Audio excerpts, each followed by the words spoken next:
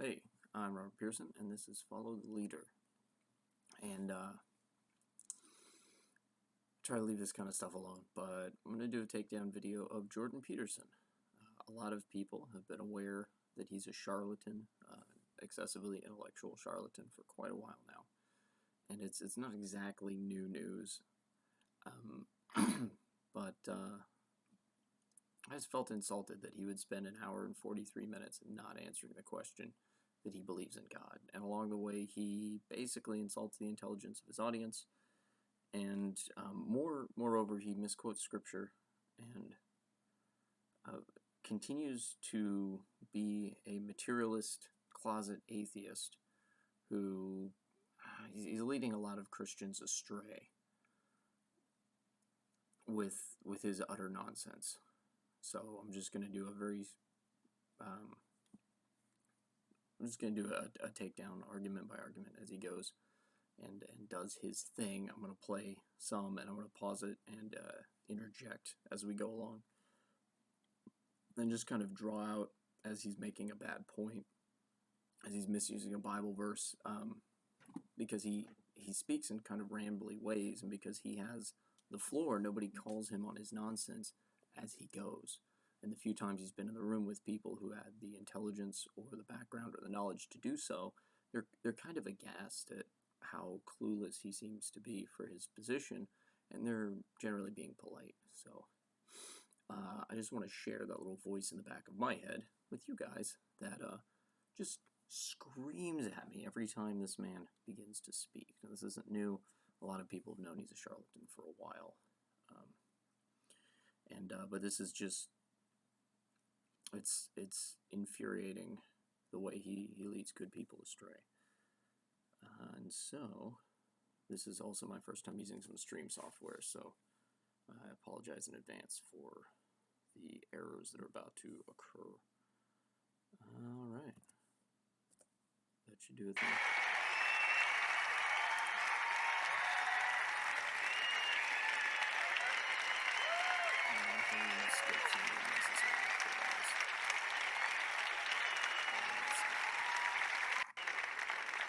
There we go.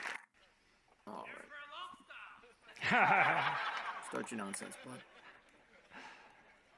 Well, thank you very much.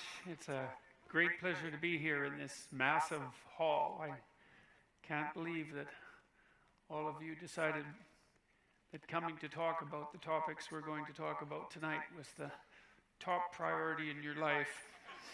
But let's see if we can justify that, you know?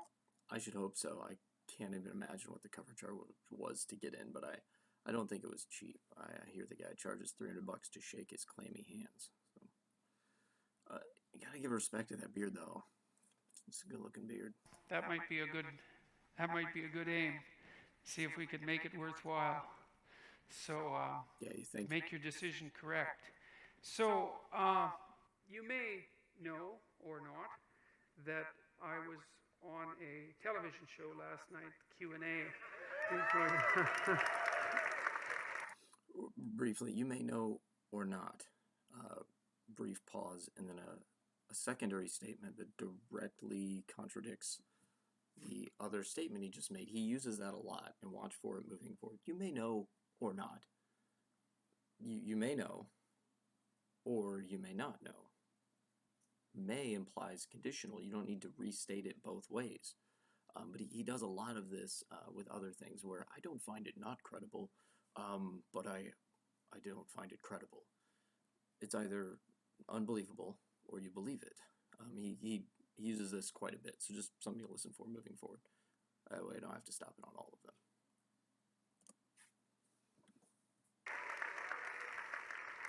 Apparently you know that. Some of you anyways. I can't say I enjoyed it, really. Really, it's funny, you know, like, and I think as I've got farther along in doing whatever it is that I happen to be doing, You don't know what the career of a public speaker is called? That's interesting. I'll turn this volume down. Looks like the levels are a little bit higher. I'm whispering kind of because my family's asleep, so I apologize for the constant breathy whisper.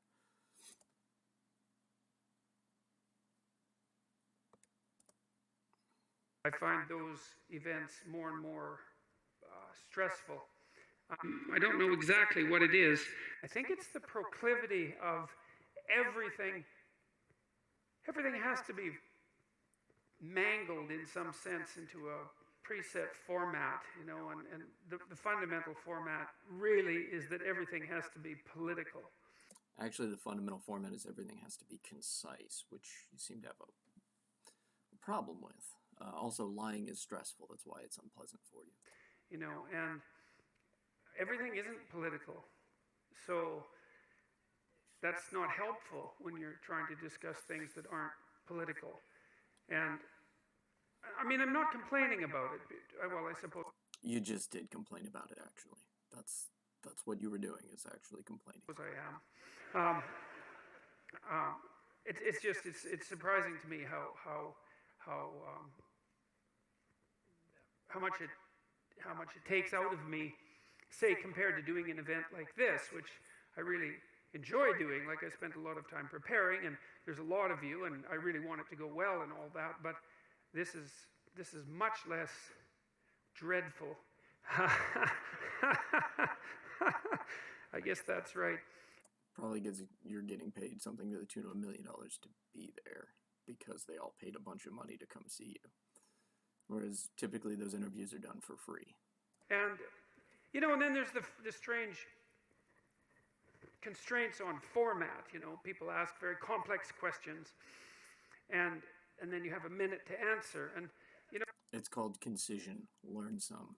There's something downright sinful about answering a really complicated question in a minute, because it sort of suggests that complex questions have answers that take 1 minute, and they don't.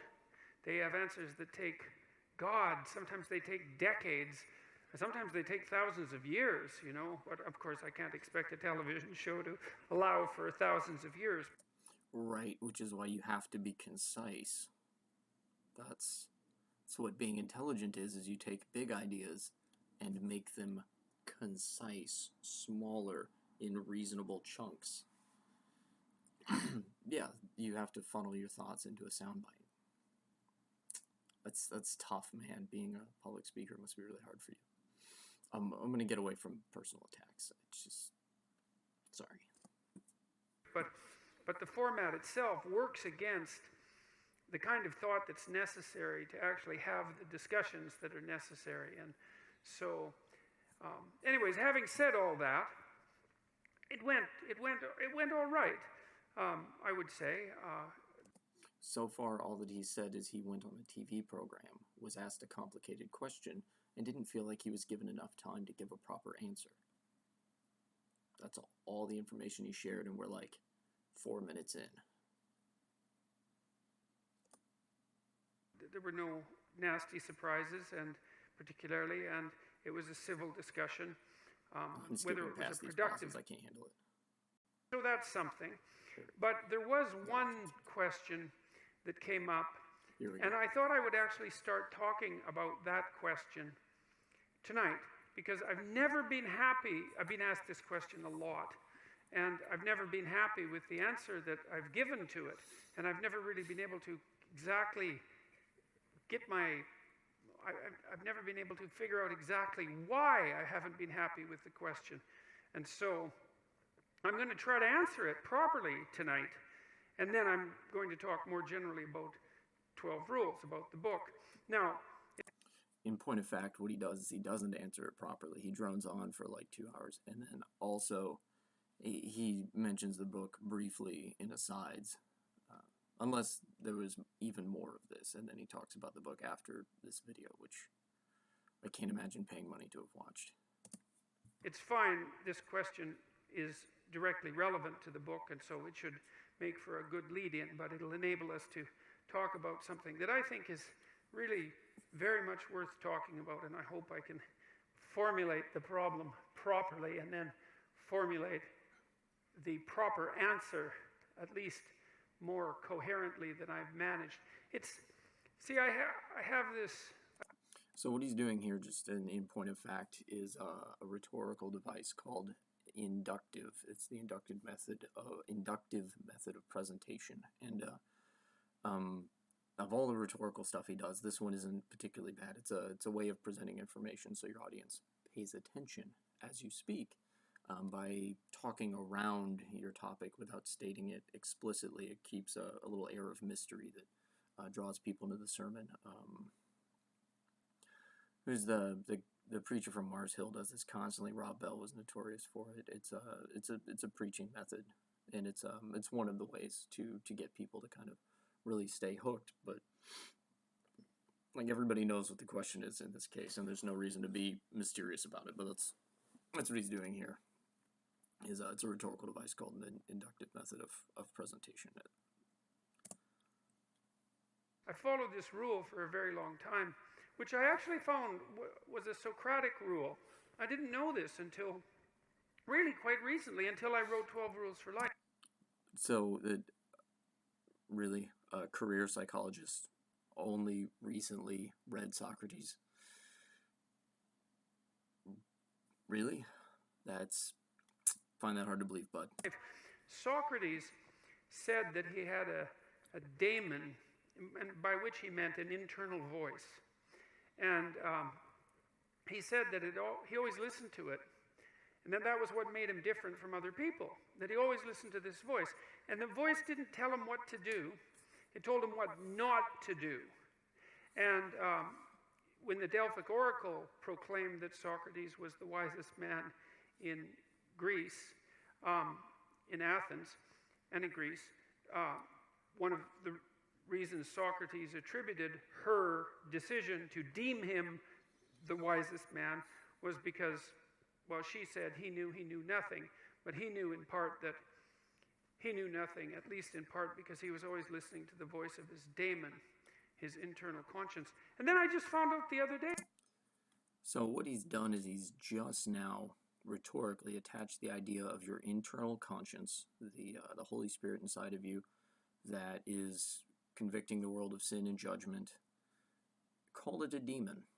And so now isn't all his audience that aren't shrewd and aren't trying to dissect what he's saying for rhetoric are going to think of demons the next time they hear their conscience. The name demon is going to come up as a name for their internal conscience. That's truly evil. And he knows what he's doing, because at the end of this he comes back to the same idea where he's asking his class. He surveys his class later on. He explains that universally his class has this same still small voice inside that convicts them of what's right and wrong. As if it's a universal human experience to have a conscience that holds you guilty when you do not fall in line with God's perfect plan for the world. Interesting. We continue. That the word democracy comes from the same root, which is really interesting. Like, I had no idea that was the case, because what it suggests, it's so fascinating looking at how words are related to one another historically, because you find strange connections between ideas that you would never imagine, and sometimes they're unbelievably profound. And so what happened historically is that, so there was the concept of the Socratic daemon. Now, it was the daemon that Socrates listened to when he decided that he was not going to run when the Athenians decided that they were going to put him to death. The Athenian aristocrats, right? Because they thought that he was corrupting the youth by, briefly, point of fact, he does, at the end of this, remember that he started a story he didn't finish, and finish it like an hour later. But which was impressive, actually, because I'd forgotten about that rabbit trail when he remembered it as I was listening to it the first time. Also, it's like a quick Google search, guys. It's called Online Etymological Dictionary. It's etymonline.com, timonline.com. It's like 5 minutes. You can look up the etymology of literally every word. It's pretty awesome. Talking to them and telling them the truth. And I suppose that's certainly we don't have to grounds for stammer chasing around someone out trying of to your find town. the origin of words in the back of the Anyways, they gave him plenty of notice because they didn't really want to kill him. They just wanted to get the old goat the hell out to some other city where he could cause trouble there. And his friends were, making plans to scurry him away from Athens. And he went out and consulted his daemon, and it told him so I'm going to talk over not top to of him because the leave. Socrates stuff isn't very interesting. And that was a big He's shock currently to rambling about Socrates Socrates. because, of course, he didn't We are want to die.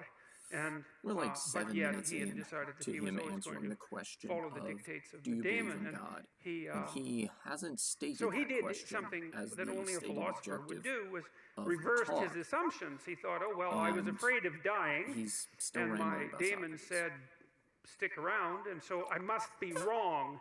It must be Saying worse to unconscious be by to extension. risk not following that internal voice than to risk this form of death, which is a question you have to really wrestle with, and one his friends weren't very happy about. But in any case, he didn't run, and we have two good court-like documents attesting to that, one written by someone named Xenophon and the other by Plato. They're very interesting documents. I would So apparently his initial complaint about having to answer concisely on a television interview, which he's done hundreds of at this point, or close to 100. He's been on TV a lot. You're upset that they won't let you ramble about Socrates for 8 minutes? That's bizarre. I don't know why they would never let you ramble about Socrates for 8 minutes when he has nothing to do with the question. highly recommend reading them. They're very short, and one of the reasons I would recommend reading them, apart from the fact that they're fascinating and short, is that you also get the sense from what Socrates wrote that because he had lived his life fully, no holds barred in some sense, that he could let it go when the time came. And that's an interesting thing, because, well, it's a question I think that we all wrestle with. We should, is like, well, is there a purpose to our life? But it's not the question you're supposed to be here answering. And then if there is a purpose, well, how is it expressed? And then if there is a purpose and our lives are truncated, as they are by death, then how can that purpose have significance? And those are hard questions, but Socrates' experience seemed to be also, that neither of them he will had answer. lived enough in his life so that when push came to shove, which it certainly did, he was able to gracefully let it go. And he attested to that with his death. And that's fairly convincing, I mean, that's a fairly convincing argument. And it's one that I find, well, it's hard to tell if I find it exactly credible. A convincing argument is an old dead guy died? It's an argument for what, though? What is your argument for? The question is, do you believe God exists? You haven't stated it, and you haven't answered it. And you posed about 3 other questions, and then said, Socrates died. It's a convincing argument. For what? He hasn't stated. But I don't find it incredible. I mean, I certainly have noticed that as I've got older. That was the thing right there that he did earlier, to a lesser degree earlier. But I don't find it credible. But I certainly don't find it incredible. It's a binary thing. You either believe something or you don't believe it. You can be unsure about it, then state that you're unsure. But if you're credulous, then you believe it. If you're incredulous, then you don't believe it. He's using binary language, then intentionally making it contradict itself. That's nonsense. This is, once again, why he just kind of wanders around in a fart cloud of misinformation and bad arguments. We're in here for the long haul. Stay with me. Older, and have done things, various, what would you say, accomplished isn't exactly the right word. I've participated in many Because professors don't accomplish things. Hi-yo! things that I'm pleased to have participated in them, but wouldn't necessarily go back and participate in them again. It's sort of as if when you do something and you finish it, it's as if it's done. You don't have to. Yeah, that's what doing things is. Sounds like this man's never built or made anything with his hands. because that's old news for anybody who has. You make something and then it stays made until, entropy happens or whatever. To do it again, and maybe it's possible, who knows, that if you finish your life, whatever that might mean, if you exhaust your life, then that's enough life, that you've had enough. And I mean, that doesn't mean that I try not to keep myself healthy and that I want to die tomorrow. It doesn't mean any of that. I'm trying to stick around as long as I can, but there's still that curiosity about the relationship between life and mortality, and the possibility that a life well lived exhausts itself in some fundamental sense, so that you can be satisfied, let's say, with what you were. There is some psychological evidence that bears on this. If you ask people what they regret, especially as they get older, So real quick, we're more than 10 minutes in, past the 10-minute mark. He still hasn't mentioned, or specifically rather explicitly stated the question he's trying to answer. And he still hasn't actually made any means towards answering it. He's speaking now on the meaning and purpose of life itself after rambling about Socrates for 8 or 9 minutes. And this is the way that he speaks all of the time. But the thoughtful pauses and the stammering kind of fill in the gaps, and it looks like he's trying to find his thoughts, and you keep bearing with him for some continuity, and he thinks and speaks in these sort of run-on sentences in this ambulatory way. You'll recall that he hasn't actually finished the story about why it's significant that democracy comes from demon or whatever. They generally report is things not done. So they don't regret so much mistakes they've made, although of course people obviously regret mistakes they've made as well.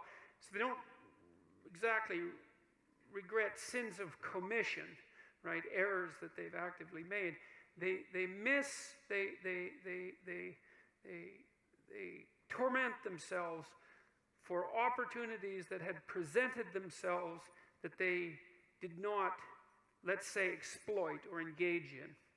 And I think that's worth thinking about too, because one thing that I have become convinced about with regards to human consciousness, which I think is equivalent to the spark of divinity in some sense that our fundamental stories insist has been placed within us, is...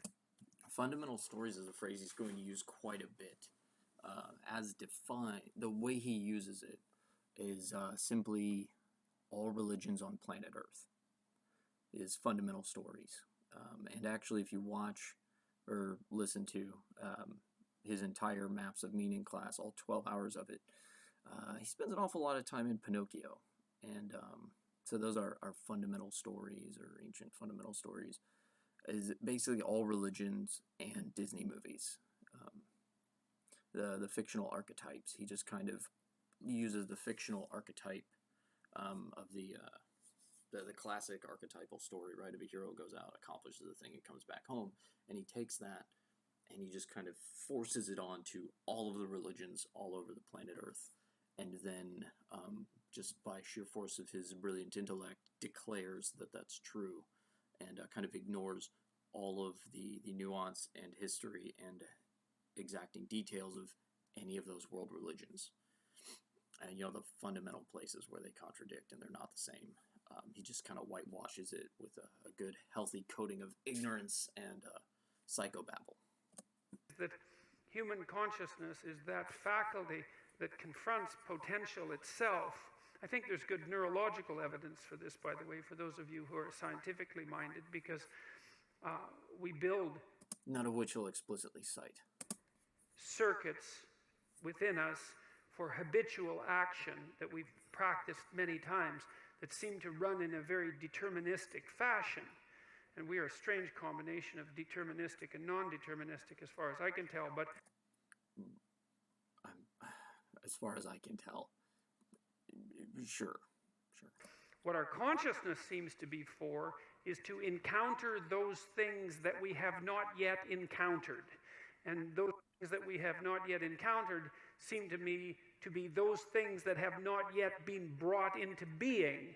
And so you could say that what our consciousness is for the encounter with potential. That our consciousness is it's not for the past, it's not even for the present. It's to transform the future into the present. So briefly, what he's doing here is he's declaring the purpose for consciousness. This Canadian college professor, who is way overpaid for what he actually contributes to the world, is declaring in his own intelligence and authority the purpose for consciousness. He doesn't have evidence for it. He just has a really elaborate constructed mental framework that rests on some of his base assumptions that are not themselves buttressed by evidence of the objective world, or from the objective world. He just kind of makes a few assumptions that sound good, and then he creates this elaborate cerebral construction on top of it, so he can have his wonderful cake of Western civilization, but not have to actually accept the Christian God that made it possible. And so he has the same problem that I have with a lot of like Far Eastern spiritual masters and stuff, is there's no authority or underlying foundation that all of these wonderful things they say are based on. When they talk about, religion's being the same, or, these spiritual truths, or this is how the universe works. Okay, where did you get that from? Because you're just some guy. You're just a dude. I don't care how many letters are after your name. You're just a dude. Give me a study. Show me objective evidence. Like, all human beings, when asked these set questions, have, like, bizarrely identical answers. There's something to this. Or we can view it in nature. Or we took readings of something. There's no evidential basis that buttresses it. Even as Christians, the Bible is our foundation, but even the Bible's credibility is still founded in historical fact. It's still founded in the historicity of the documents. It's the documentary integrity throughout time, the integrity of the manuscripts over time, and the verifiability of some of the historical events in it are there. As a Christian, it's the crucifixion and resurrection of Jesus as a historical fact, and that can be seen as early as the Nicene Creed, where they specifically mention Pontius Pilate. Jesus was crucified under Pontius Pilate. That gives you a day, date, and time as far as the ancient calendar goes, giving important figures assigned to events, gives you a date for when they happened. That's in the Nicene Creed, circa, was it 325, I think, AD. And so the historicity of Jesus is an important thing. Anyway, that's the foundation that all of our stuff is based on. His foundation is himself and his own intellect for everything that he says. I got an issue with that. And then if you listen deeper to some of the stuff he's going to say later, I'll point it out again, but he has a base assumption of a materialist universe ruled by causality. And that's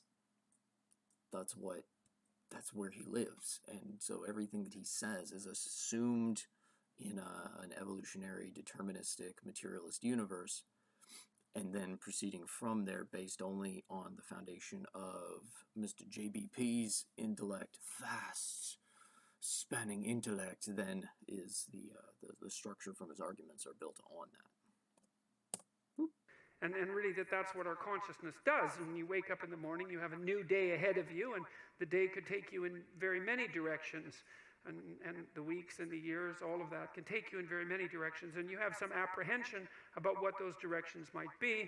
You have some apprehension about what role your choices might make in transforming that potential into one form of actuality or another. I mean, you certainly know that there are dreadful mistakes that you might be very tempted to make that would produce all manner of hell around you and still be tempted to do it. It seems like it's sitting there right in front of you as a possibility.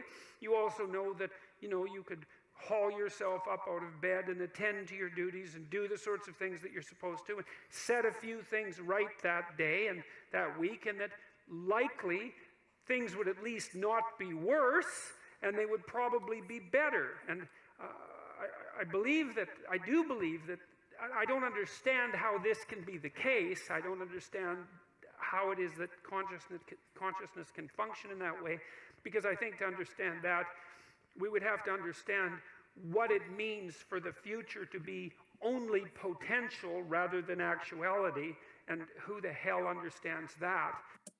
Quite simply, it means the future hasn't happened yet, and it's going to happen. And then after it's happened, well, it's already happened. It's called the progression of time. It's relatively simple, at least in the big picture. And all he's done is he spent like 2 minutes telling you that when you wake up in the morning, you have a lot of choices. Once again, he spends a long time to say very little of substance. And then he stammers and pauses and acts as if it's thoughtful, and then says, well, it's a lot to think about, or that's a big question. I mean, no one. And then we'd have to understand how it is that our conscious choices and our conscious ethical choices transform that potentiality into actuality, into reality, into the present and the past. And we certainly act as if we believe that that's what we do. We upbraid ourselves. For example, when we do a bad job of it, we're upset with our children. So that was a sort of magic key phrase, is act as if we believe. And he uses that quite a bit. And if it's just so many words, and it doesn't really mean a whole lot. You act as if you believe, which means that the statement itself assumes that you do not believe. Whatever the presupposition is, whatever the proposition is, you don't believe it, but you act in a way contrary to your own actual belief. That's what it means. Otherwise, I act out my belief. If I act as if I believe, that means my belief is false, and my actions are not mapping to my belief, but rather contrary to it. That's grammatically what he's saying. We certainly act as if we believe, implying that we don't believe that, but we all just kind of play act and pretend that, the things have meaning. And that's what he uses for the existence of God. He'll clarify his meaning and give a few of his stock answers in a minute here. More like 10 minutes. So we're 15 minutes and he still hasn't actually asked the question. Children and those we love, if we don't believe that they're living up to their potential, we're guilty and ashamed when we make choices that we feel are inappropriate. We understand to some degree that the manner in which time lays itself out has something to do with the ethics of our choice. And again, I would say that's a very deep idea. I think it's the most true idea I know. It's very emphasized, that idea emphasized in. So he says that's an idea. It's a very important idea. It's the most true idea I know. This idea is very emphasized. What idea?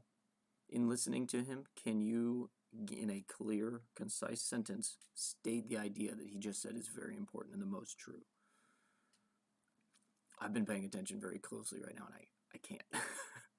What aspect of this thing that you've been rambling about for 15 minutes? The fact that people have a conscience, the fact that our actions mapping into the future have ethical consequences or are shaped by ethical consequences, the fact that we seem to have this faculty that allows us to perceive, if you will, the ethical ramifications of things, some sort of sense of ethics. What of those ideas that you've talked about or rambled around, which one of those ideas is the important, most true idea you know?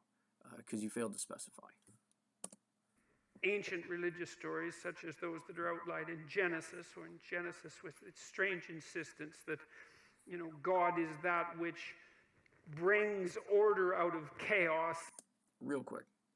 So this is what he does when he blatantly uses and abuses Scripture. Genesis with its strange statement of, no, that phrase that he said, the brings potential that brings order out of chaos. That's his phrasing of his reading of Genesis. Genesis' strange insistence is that in the beginning God created the heavens and the earth was without form and void, and his spirit hovered over the waters. That's Genesis' insistence that God created the earth in 6 days and then put man on it, and man screwed it up because we're stupid, and Satan's a chump, and it doesn't make for a good combination. That's Genesis' strange insistence, and that God in his grace and benevolence didn't just wipe us out whole cloth, but has been working to redeem the human race for all time. He's been working throughout time to redeem us for all time. And just blows up this strange. He gives his strange insistence and attributes it to Genesis. Formless potential generates the world out of formless potential, and that we're somehow made in that image, which seems to me to be the case. And that once again, he takes that, floats it around, and says, which seems to me to be the case, making himself and his own intellect the foundation for all intellectual arguments that he's going to make moving forward. The proper way, by the way, to go about acting in that image is to act in relationship to the potential that confronts you with truth and with courage, with careful articulation. That's the logos. And that if you do that, then what you... Careful articulation. That's not the logos. First off, that's a conflation of ideas. I vehemently disagree that John's use of logos in John chapter 1 has anything to do with Greek philosophy.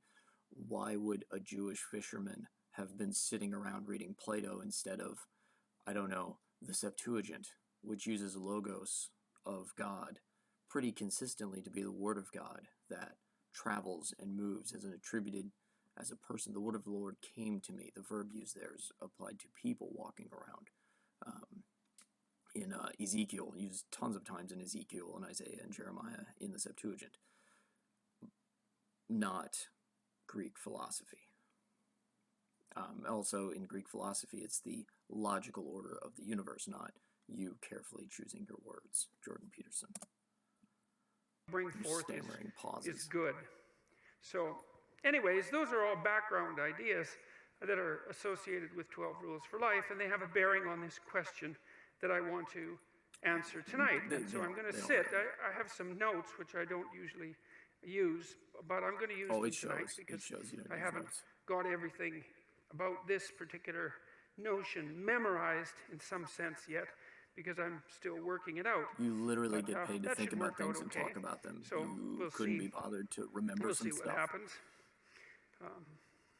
Cool. That's fine. It's fine. Everything's fine. You could write a book in these pauses. So, yeah, well, good. So Windows work, that's always good. I've seen it not work sometimes when Bill Gates demonstrates it, and that's got to be very embarrassing. Although I would say, all things considered, he seems to have done it quite well. I don't know, that's some of the charm, I guess. All right, so I'll allow it. Here's the question that came up last night. And this is a strange question for what's essentially a political show. Near the end, a gentleman on videotape came up and he discussed... Real quick, it's not a strange question for a political show. The question is, can human beings have dignity in a materialistic world? And politics is all about how people treat each other. And people from all faith and no faith have to interact in the public marketplace, and the rules of law have to govern that public marketplace. And all of American legal system is assumed that humans have individual dignity. So the question of whether or not that is a theistic or atheistic notion is kind of important to politics as a whole. And I don't understand why a professor who gets paid to think about this stuff is confused by it. I'm a freaking electrician, okay? I dropped out of Bible college because I just couldn't cut it. going on. Just the topic of human dignity. It's not a topic you hear a lot about. There's a lot of Professorial topics rambling. that are sort of related to human beings that you don't hear a lot about anymore. You don't hear a lot about nobility. You don't hear a lot about endurance, let's say, stalwartness, courage, dignity. Millennials are soft. Those aren't values that we discuss much. Responsibility being another one, which is one I'm quite thrilled about, all things considered, because I think it's the pathway to meaning itself. But so his was the topic of human dignity, and he asked us a question, do you believe in God? And then he said, as a Catholic, I don't see any other way that we can have a universe with dignity. And so I'm not so concerned about the second part of his commentary, although I might get to that. But the first part, do you believe in God? So real briefly, I don't see how we can have a universe with human dignity without a belief in God. Good job, Catholic guy. Listen to exactly what he says, because he's going to ramble now, just incessantly, but everything that he says is going to be attempts to ascribe dignity to humans without God, whom they're made in the image of. And then he fails and says that's a hard question, we need to think about it a lot. So all he does is prove that the Catholic guy was right, but without giving him credit for it. He just rambles around it quite a bit. So be listening for it. He does it. Is a question that's been leveled at me many times. So more rhetorical device. He's trying to, his ultimate goal is to conflate, do you believe in God, with, are you a good person? And then say that everybody sucks, so I don't have to answer your question. That's his full argument. He takes an hour and almost 2 hours to get there. But he begins here, leveled at me. Leveled, like you level a gun at somebody. He's using intentionally antagonistic language about the question itself. He's filling the question with an intent and malice that isn't there, so that it becomes easier as he moves on to make it, to kind of do the shell game and the switch. But it starts here. A question that's been leveled at me. He has a pregnant pause and then uses aggressive language. And I'm going to, there's some other people on the panel, and I'm going to just review what they said briefly, and then I'm going to talk about what I said, and then I'm going to fix what I said. So, this is probably the most honest that he is. I didn't even go back and watch the other clip. It's, I can't handle much more than this right here, and I have to set this right in the world. I'm going to fix what I said. There are only so many ways. I understand he's trying to maybe amend, elaborate on what was a constrained point, giving him the most benefit of the doubt. But you could have said it better. Also, why are you going over questions of people that you don't agree with? And this is, by the way, the bulk of his talk. He's going to spend a full 30 minutes on this First Lady's question, and I just didn't have the patience to look at the time codes for the others. But we'll be there together, just you and I. One of the questions is just a self-referential question, and he spends at least 5 or 10 minutes on what's just a self-referential question, and he could have just easily dismissed it as this is self-referential, put it aside, but he doesn't, and he dwells on it. It's bizarre.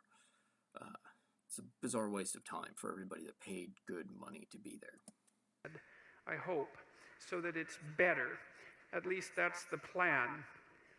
So Terry Butler, who is a labor frontbencher, said, I'm agnostic. People are inherently valuable because they are people. Oh, first question, self-referential, my mistake. No, that doesn't work out. It's one of those 1-minute answers, except it's actually only 10 seconds. Because you can... As opposed to your 1-minute answers, which are actually 2 hours. Yo! You can make the opposite argument, and people do all the time, like the Club of Rome, for example, which was an organization in Rome, logically enough, Unnecessarily deified, giving obvious information, formed in which the 60s, he was then very gets much concerned about may the not be relevant terribly because it detrimental might effect not that be human the beings were having Pope of Rome. on the planet. And I believe it was one of the Club of Rome members who coined the idea. And if it wasn't, it was someone You who don't was coin an thinking idea, you exactly coin the a same way. phrase. So it works out either way. That human beings were something approximating a cancer on the planet. You know, He's because got of all the notes in front terrible of him, things and we he were didn't doing write down the ecologically and quote so he forth. was That was gonna back when reference. people believed we were going to overpopulate the planet to such a degree by the year 2000 that there would be widespread Overpopulation's a privation myth. and starvation. There's so much room which, in the ocean by and the Alaska way, to live, guys. if you It's haven't not even noticed, funny. there isn't. Just cool your jets on overpopulation. And you know, if you look at the terrible things that people do, apart from the despoiling of the natural environment, let's say, there's all the, you know, malevolence that's associated with human interactions and also human social systems. And it isn't so obvious as a consequence. So he actually lent malevolence. He said overpopulation isn't a problem, and then referred to using the natural resources on planet Earth as malevolent practices and despoiling nature. I didn't think a bunch of animals were using that oil. Do you know how many birds make their nests out of the insulation that goes on the oil pipeline? How many animals, the moose population in Alaska just spiked because they have a warm place to hang out underneath the oil pipeline in the winter.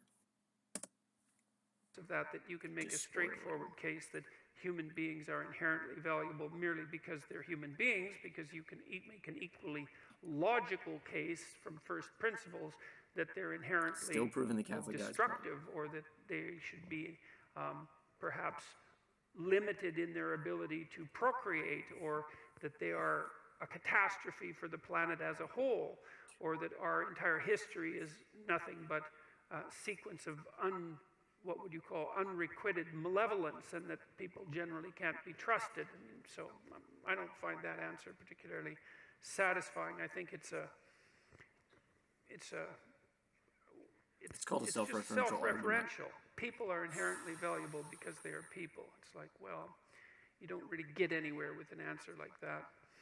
So she's agnostic, but then she has this idea, despite her agnosticism, that you can make the case a priori with nothing buttressing it, that people are somehow inherently valuable. And it seems to me that requires a little more depth and a little more explanation for it to actually be convincing. You know, it's like, it's not obvious to me that people themselves think that they're valuable all the time. Often they don't think that at all. They certainly don't think that often when they're depressed. They certainly don't think that when they're suicidal. They don't really think that when they're ashamed or guilty or frustrated or disappointed or angry, or waking up at 3 in the morning and tormenting themselves with their consciences. They don't necessarily think that when they're fighting with their family, or when they're upset at work, or, you know, when things go wrong in life. And so it's not so bloody obvious that people are inherently valuable. And then you might also notice that it's kind of easy to think that some people are more valuable than others, sort of like an animal farm, you know, where the animals were all equal, except that some animals were more equal than others. But it's very easy for... That was because the flaws of communism. It was intentionally pointing out the flaws of communism, in that the pigs, the rulers, decided that they were more equal because they were greedy and at the top of the hierarchy. This is not exactly a proper application of that principle, especially for somebody who specializes in communist history. For human beings to think that about other human beings, because no matter where you look in human societies, there are rank orders of value, right? In any hierarchy that we produce that's associated with some ability, we find that some people are so much better at whatever it is that they're doing that it's an absolute miracle, and most people are absolutely dreadful at it. And so, you know, if you were thinking about inherent value as something associated with an approximation of skill or competence, then it wouldn't be obvious from the structure of the world that people were inherently valuable in that manner either, because there's such a rank order difference in our ability to do things. So he's currently attempting to find a materialist reason for human dignity, and discounting option after option, which is exactly what the Catholic guy said. The existence of God is the only way to give human dignity. We have to be created in the image of something greater than ourselves, and striving to reach that, to have any value at all. Things. And you might say, well, that kind of averages out across things, but I don't think that's a very strong argument either. So it's bloody well not obvious, I'll tell So that's 2 points down for the Catholic guy who's not even in the room. you, it's not obvious where this idea that people are inherently valuable came from. That's a tough one, and in aristocratic states or tyrannical states, it's certainly not obvious at all that there's any acceptance of the notion that people are inherently valuable. It's like there's no necessary presumption of innocence, for example, and you don't have any sovereign right to your own destiny, like you're not granted the rights. Once again, all of British common law, and by extension American legal precedent, is founded on the assumption of human dignity, that we all have individual worth and value because we're made in the image of our Creator. Not granted, because that's the wrong way of thinking about it. Your rights as a sovereign individual who has the responsibility and the capability to determine the destiny of the state itself don't exist. That doesn't exist as a concept, and so I don't see that there's anything there that speaks of inherent value either. So it's by no means an obvious concept. In fact, I think it's one of the least obvious concepts that human beings have ever come up with, that each of us in some strange manner is to be attributed some divine spark, let's say, that makes us equal. Let's say, which means that it isn't. If we are attributed with a divine spark, let's say, undercuts the entire statement. Either we're attributed with something and it's not a divine spark, or it's not divine, let's say. It undercuts both a little bit because it's grammatically ambiguous. Whether let's say we're attributed. We don't know if we have it inherently or have been given it by something outside of ourselves, or we don't know if that thing that gave it is necessarily divine. It's grammatically ambiguous. He does this kind of nonsense constantly, using little asides to undercut the statement that he just made. In some fundamental way before God, before the reality of the universe itself. Also, once again, conflating God with the reality of the universe itself. That's pantheism, bud, not Christianity. Even in relationship to our own laws. I mean, if you want a miracle for an idea, that's I can't think of one that's more unlikely than that. So I've been puzzling over that for a very long time, because I cannot understand why in the world that idea ever came to be, or how in the world we ever agreed to act as if it was true. To act as if it were true, which means he doesn't believe that it's true. He believes that we all act as though it were true, and he can't figure out why logically we would do that. Unless we're made in the image of Creator, a beautiful God who made us in his image. Unless that, then nothing. Which means Catholic dude was right. Give the man props. It's really something, and we should let that go. We should let that go, because it would prove God logically, and we're going to move on. Also, you said you were going to get to the second part of the Catholic dude question later, and then you proceed to simply prove him right without ever referencing back to that's the guy you're proving right. And then you say we should let that go. This guy. Let that idea go to our great peril. It's a fundamental, remarkable, fundamental idea. And what's so interesting about it, too, is that once you have that idea, weird as it is, and improbable as it is, and you... Improbable. The whole question is, does God exist? And he just said, us being made in the image of a creator God is improbable. Start to organize your social relationships in accordance with it, well, then they work. So my rule, too, is treat yourself as if you're someone responsible for helping, and it's sort of predicated on the idea that regardless of your inadequacies and your malevolence, which, I'm sure you have many inadequacies and no shortage of malevolence, just like everyone else. Right now, the only malevolence I'm feeling is towards you. So, I'm trying to avoid personal attacks, but it was just right there. He handed it to me. So what he's done is he said he's going to explain in detail now, but he's set up that when you align all of your personal relationships as though God exists and you're created in his image, magically everything works better and your life is better and you find meaning and joy in your life when you live as though there's a creator God who made you in his image and you're held responsible for your actions. Almost as if that's true. I'm personally convinced this is why Andrew Clavin is a Christian. I haven't read his book, The Great Good Thing. I've got other stuff to do. But listening to his podcast quite a bit, he keeps mentioning that it's Christianity is the only thing that makes consistent logical sense for the world around you. Then eventually, he never stated this, but the thing that kept coming up is, in my mind, as he asks it is why.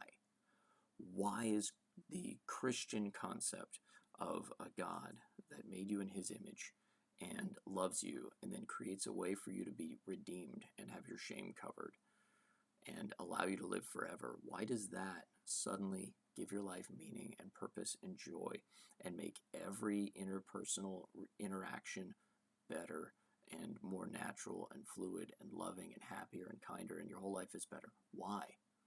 Why not Islam? Why not Hinduism? Why not Buddhism? Maybe it's because Christianity is true and the others aren't. Regardless of that, you have a moral obligation, so that would be a responsibility, to assume that despite all evidence, that there's actually something of intrinsic worth about you. So you just said all evidence says that there's nothing of intrinsic worth about you. Okay. And that as a consequence, you're duty-bound to treat yourself like that is true. And then it turns out that if you do that... Duty-bound to what? Oh, the rule he just stated a minute ago. That?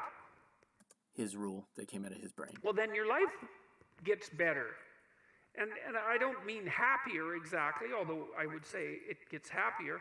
I mean it gets richer and more meaningful and deeper and more worthwhile, and you become more educated and you become wiser and you treat yourself with more respect and you're a better model for other people and you're a better father or better sister or better mother, whatever it happens to be. And you're less ridden by that guilt that gnaws at you and shame that's there otherwise saying you're not what you could be, you're not what you could be. And that's a hell of a voice to get rid of, and it's certainly not one that's easy to ignore. So it's because it's your conscience. It's the Holy Spirit convicting the world of sin and judgment. You should listen to it while you lie. That's a pretty good, that idea that there's something divine, let's say, that resides within you of ultimate worth. Even as a philosophical statement or a psychological statement rather than a metaphysical statement, it seems to be a precondition for establishing properly harmonious relationships with yourself. As a philosophical statement rather than a metaphysical statement, he just breezed past that for somebody who insists on dwelling on every single complicated topic and verse and phrase and rambling and silent. A metaphysical statement says this is the nature of reality beyond what we can perceive in the physical world. Metaphysics, above or beyond the physical world. So what meta means, above or beyond. It's a Greek preposition. It's always Greek stuff. They just staple together to mean what they could have said in plain English. Above reality, beyond reality, metaphysics. So he's not making a metaphysical statement in that this is true in realms that we are incapable of seeing or directly observing or interacting with. And instead said as a psychological statement. And so what he did was everything that he said, he collapsed into his own mind, your own mind, our imagination, with that simple phrase, with a wave of a hand. Not a metaphysical statement, but a psychological statement.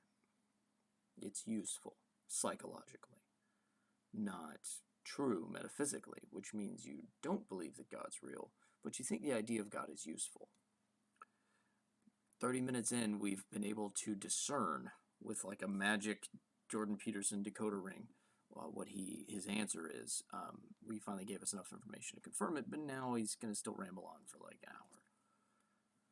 And that's worth thinking about a lot, that you have, because you could think that in some sense you just own yourself, because people do kind of make that claim, especially when they're trying to justify, for example, their right to suicide. The ghost in the machine. Thanks, Descartes. That's not useful at all. That, it's your life, it's your body, you're yours to do what you will with.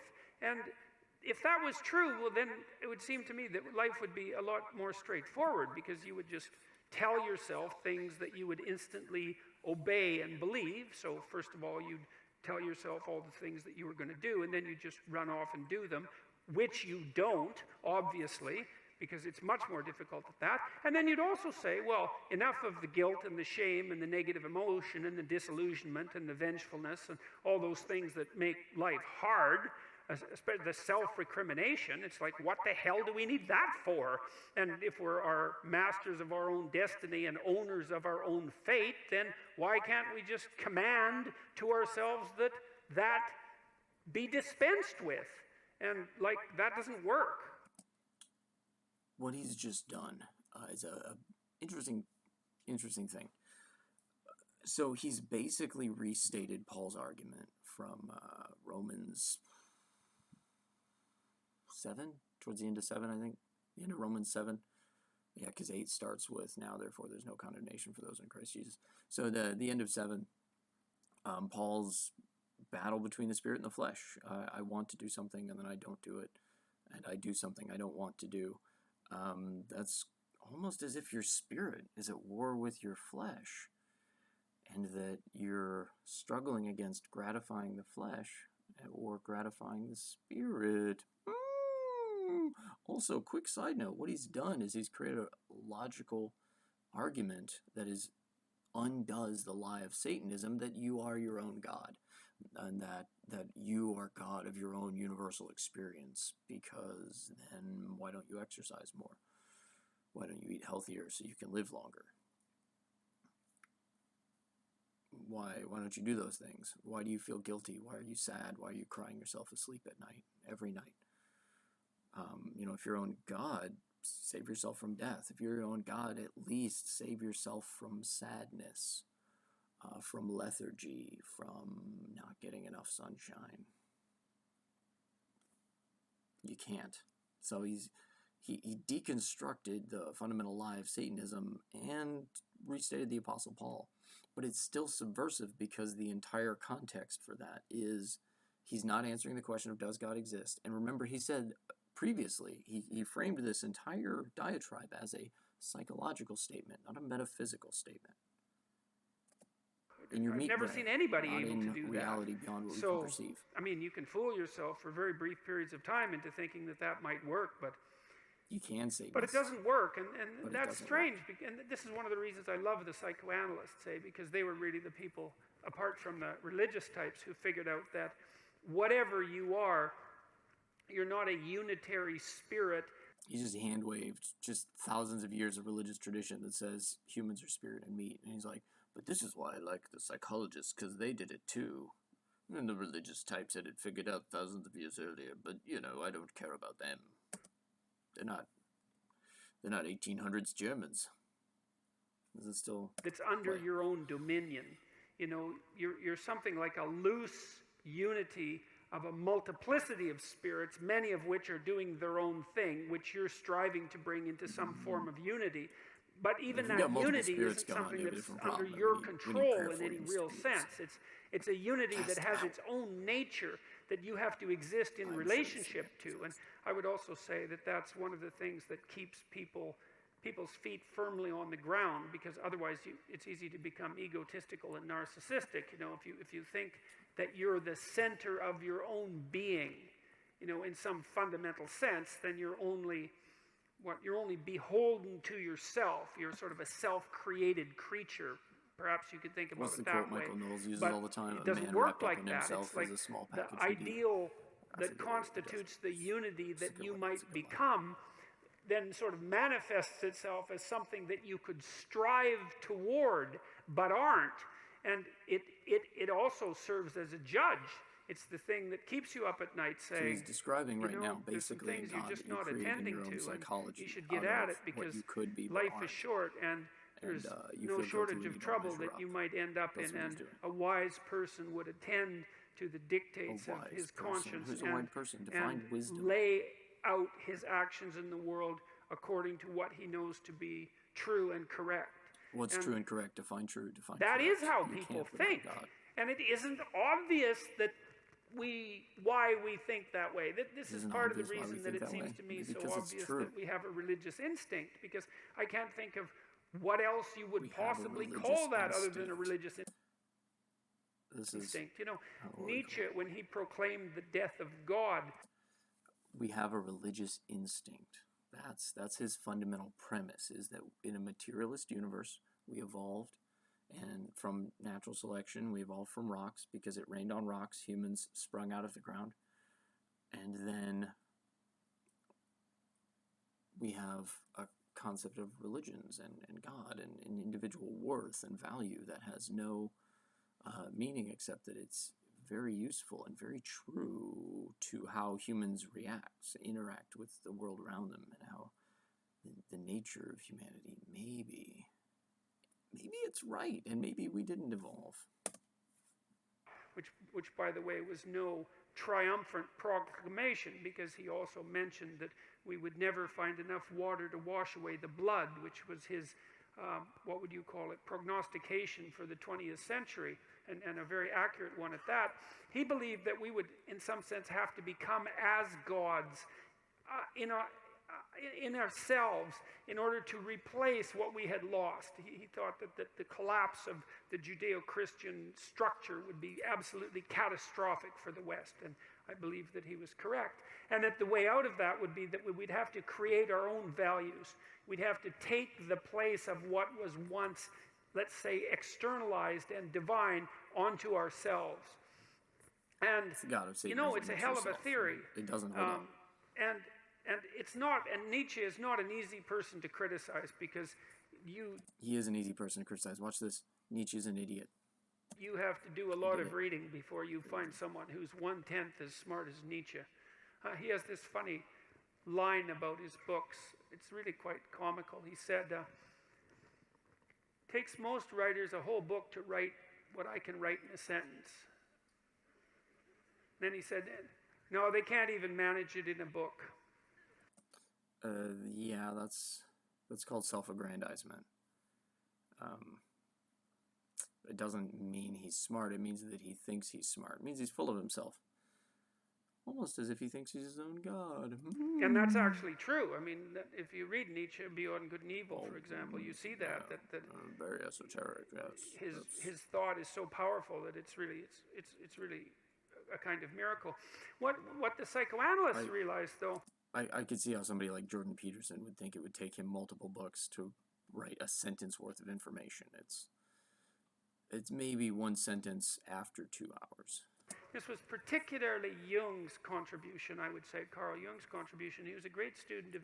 Pay attention anytime Peter mentions Jung. He is, for all intents and purposes, a Jungian, in that he follows Jung's philosophy very closely. He'll mention in a minute that he believes it. All the evidence supports it. Nietzsche, a real admirer of Nietzsche, like and really someone who was trying to solve the problem that Nietzsche had put forward, which was, well, our underlying metaphysics, our religious structure had collapsed, and that was the story. No, the philosophers' religious structure had collapsed. The Catholic Church was chugging along just fine the whole time. There were plenty of people out in the country going to church all the time, no problems there. Anabaptists only had problems being, murdered by Catholics. Protestants were cruising along, and they're like, "Hey, did you ever actually read this Bible? Oh, that's awesome." And it was just the heady philosophy types who were just like, "Religion's collapsed, we're so smart," and everybody else is like, "Yeah, we've been worshiping God for thousands of years, and cool your jets, guys." But wise peasants don't write books; they just farm. story upon which our entire culture was based, for better or worse. It had collapsed. And for better or worse? How about for better? Because it's the only story that developed a civilization that has just technological innovation after technological innovation. And it's not a story, it's true history, yo. We needed to do something about that, and we were doing various things. We were turning to fascism, let's say, or we were turning to communism, both ideological replacements for more fundamental religious beliefs. But that Nietzsche's suggestion that we turn to ourselves to extract out our own values, to create our own values, let me be more accurate about that, happened to be untrue because we weren't the sort of creatures who were actually capable of doing that. And it's one of the reasons I love Jung and his biological take, in some sense, towards human beings, because Jung firmly believed, and I think all of the evidence supports him, all the evidence believed supports that him. Human beings actually had a nature, that we weren't merely social constructions, which we certainly aren't, despite what the social constructionists insist upon forcing us to think increasingly through legislative means, and that we had to wrestle with what it was that we were. Even though we're our own creatures in some sense, we also have to wrestle with. Rousseau is the name to kind of Google if you're interested in that philosophy. The tabula rasa is the other one, the phrase that comes with the blank slate, the idea that humans are this blank slate and society imposes all of our negative flaws and features. Our intrinsic nature. And, noble and we know about the nature part of that more and more. I mean, we know more about our neural circuitry, for example. We know that there's a circuit. So basically what he's done is he said that it's useful to believe in a God outside of yourself, but Nietzsche's answer to being a God outside of yourself was be a God inside of yourself, and that doesn't hold up because he just said previously to that it doesn't hold up. And Jung says God is hardwired into our biology, and he said he thinks all the evidence supports that. So he lives in a materialistic universe where God is nothing more than projected imagination dealing with potential futures. He won't explicitly state that. There's a circuit for fear, and there's a biological system for jealousy, and there's a system for altruism, and there's a circuit for play, and there's another one for pleasure, and there's a complex circuit for negative emotion, pain and anxiety and frustration and disappointment, guilt and shame. And we know that human beings share that motivational structure not only with all other human beings, but certainly with all mammals and almost all animals. And so that the biological component of us is unbelievably deep, right? It's tens of millions, hundreds of millions, and even billions of years old. I read an interesting paper just the other day. I tend to talk about lobsters more than the average person, and one of the points I made in 12 Rules for Life was that our neurochemistry, at least some of it, is so similar. It's been conserved.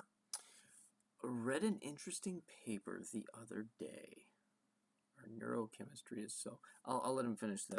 So completely throughout the immense duration of evolution, hundreds of millions of years, that lobsters, like human beings, appear to become the lobster equivalent of depressed if they suffer a hierarchy defeat, and that if you give them chemicals that are roughly analogous to human antidepressants, it perks them right back up.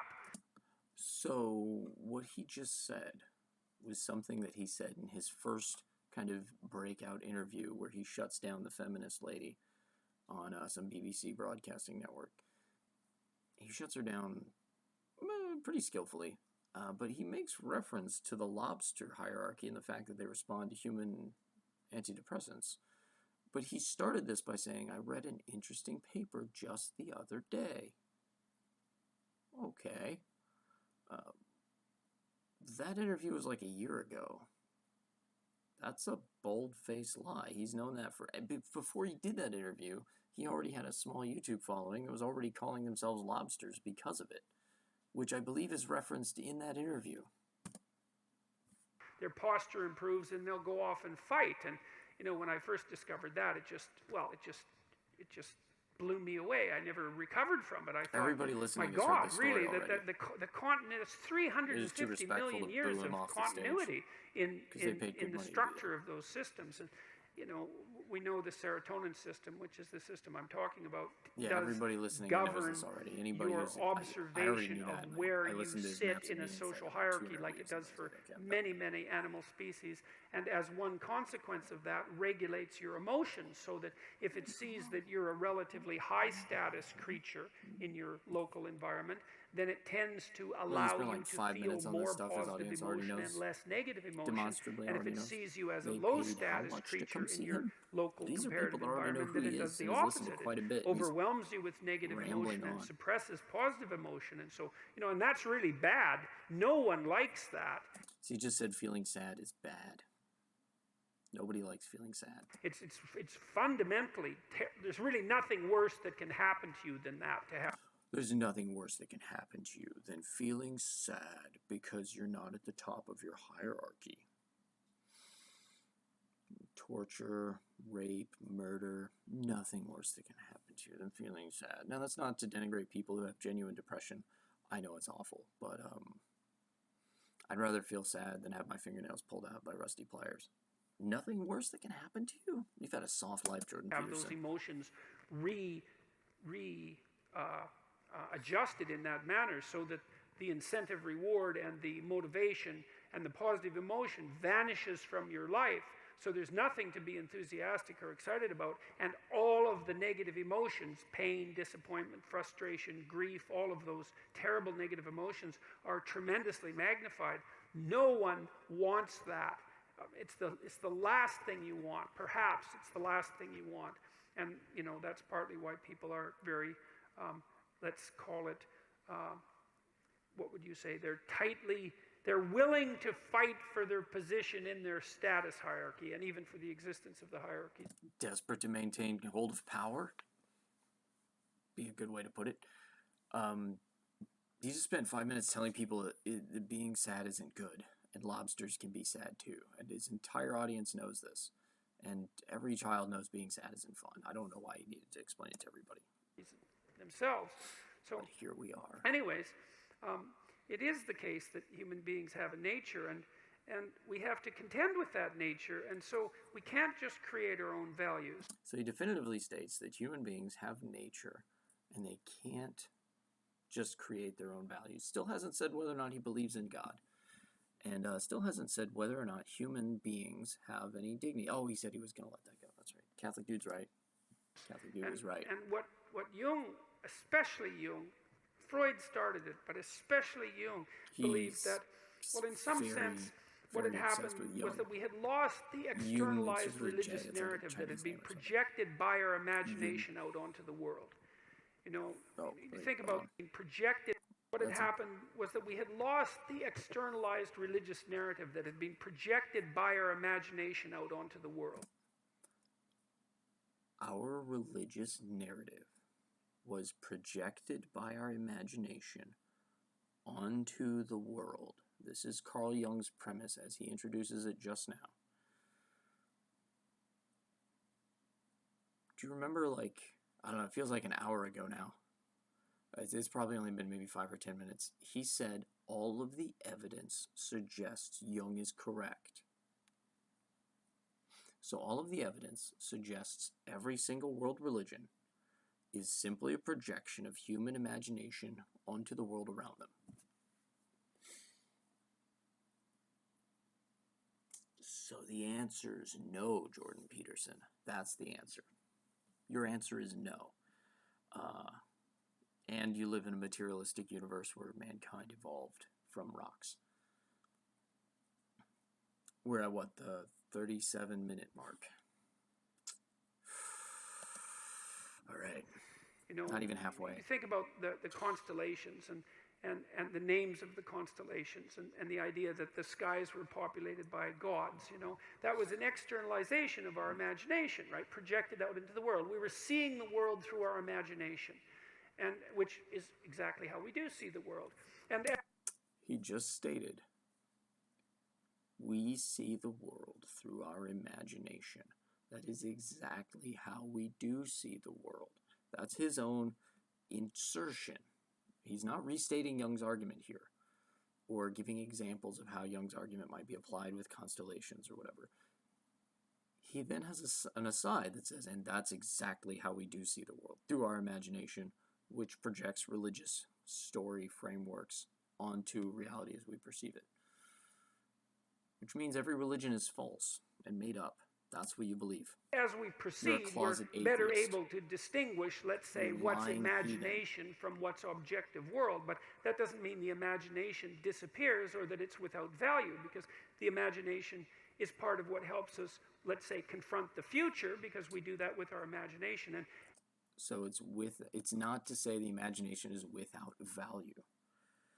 So Ben Shapiro is right on the money when he says that when he says something is true, he means roughly that it's useful. That's a great, concise statement of what he believes. Concision, once again, it's an important skill for relatively intelligent people to have, to condense large, complex topics into little concise statements. And to compose things in possibility before we realize them in actuality. So for Jung, the world of gods just collapsed within, back into the imagination, and it was into the imagination that we had to go again to. But that's exactly how we do see the world. You said that. You said all the evidence suggests Jung is right. You reference the dude like every 10, 15 minutes in almost every lecture you give. Discover what we had lost, to discover these lost values. And that's akin, in some sense, I suppose, to rescuing your father from the belly of the whale. A very brilliant intellectual tour de force to manage that supposition, especially back when he did it. And I think I see no evidence whatsoever that he was wrong, given, as I said... That was a reference to Pinocchio. His Maps of Meaning classes, he spends 12 hours. Yes, I listen to all of it. I'm a construction worker, so I can just pop in the earbuds, and I go do actual work while I listen to a guy get paid way more than I do to kind of ramble incoherently. He spends almost half of that thing, at least 3 or 4 hours, at least a third of it, talking about Disney's Pinocchio and using that as a framework. The premise he sets up is, I'm going to show you how you would be one of the Gestapo Nazi guys killing all the Jews in the Holocaust.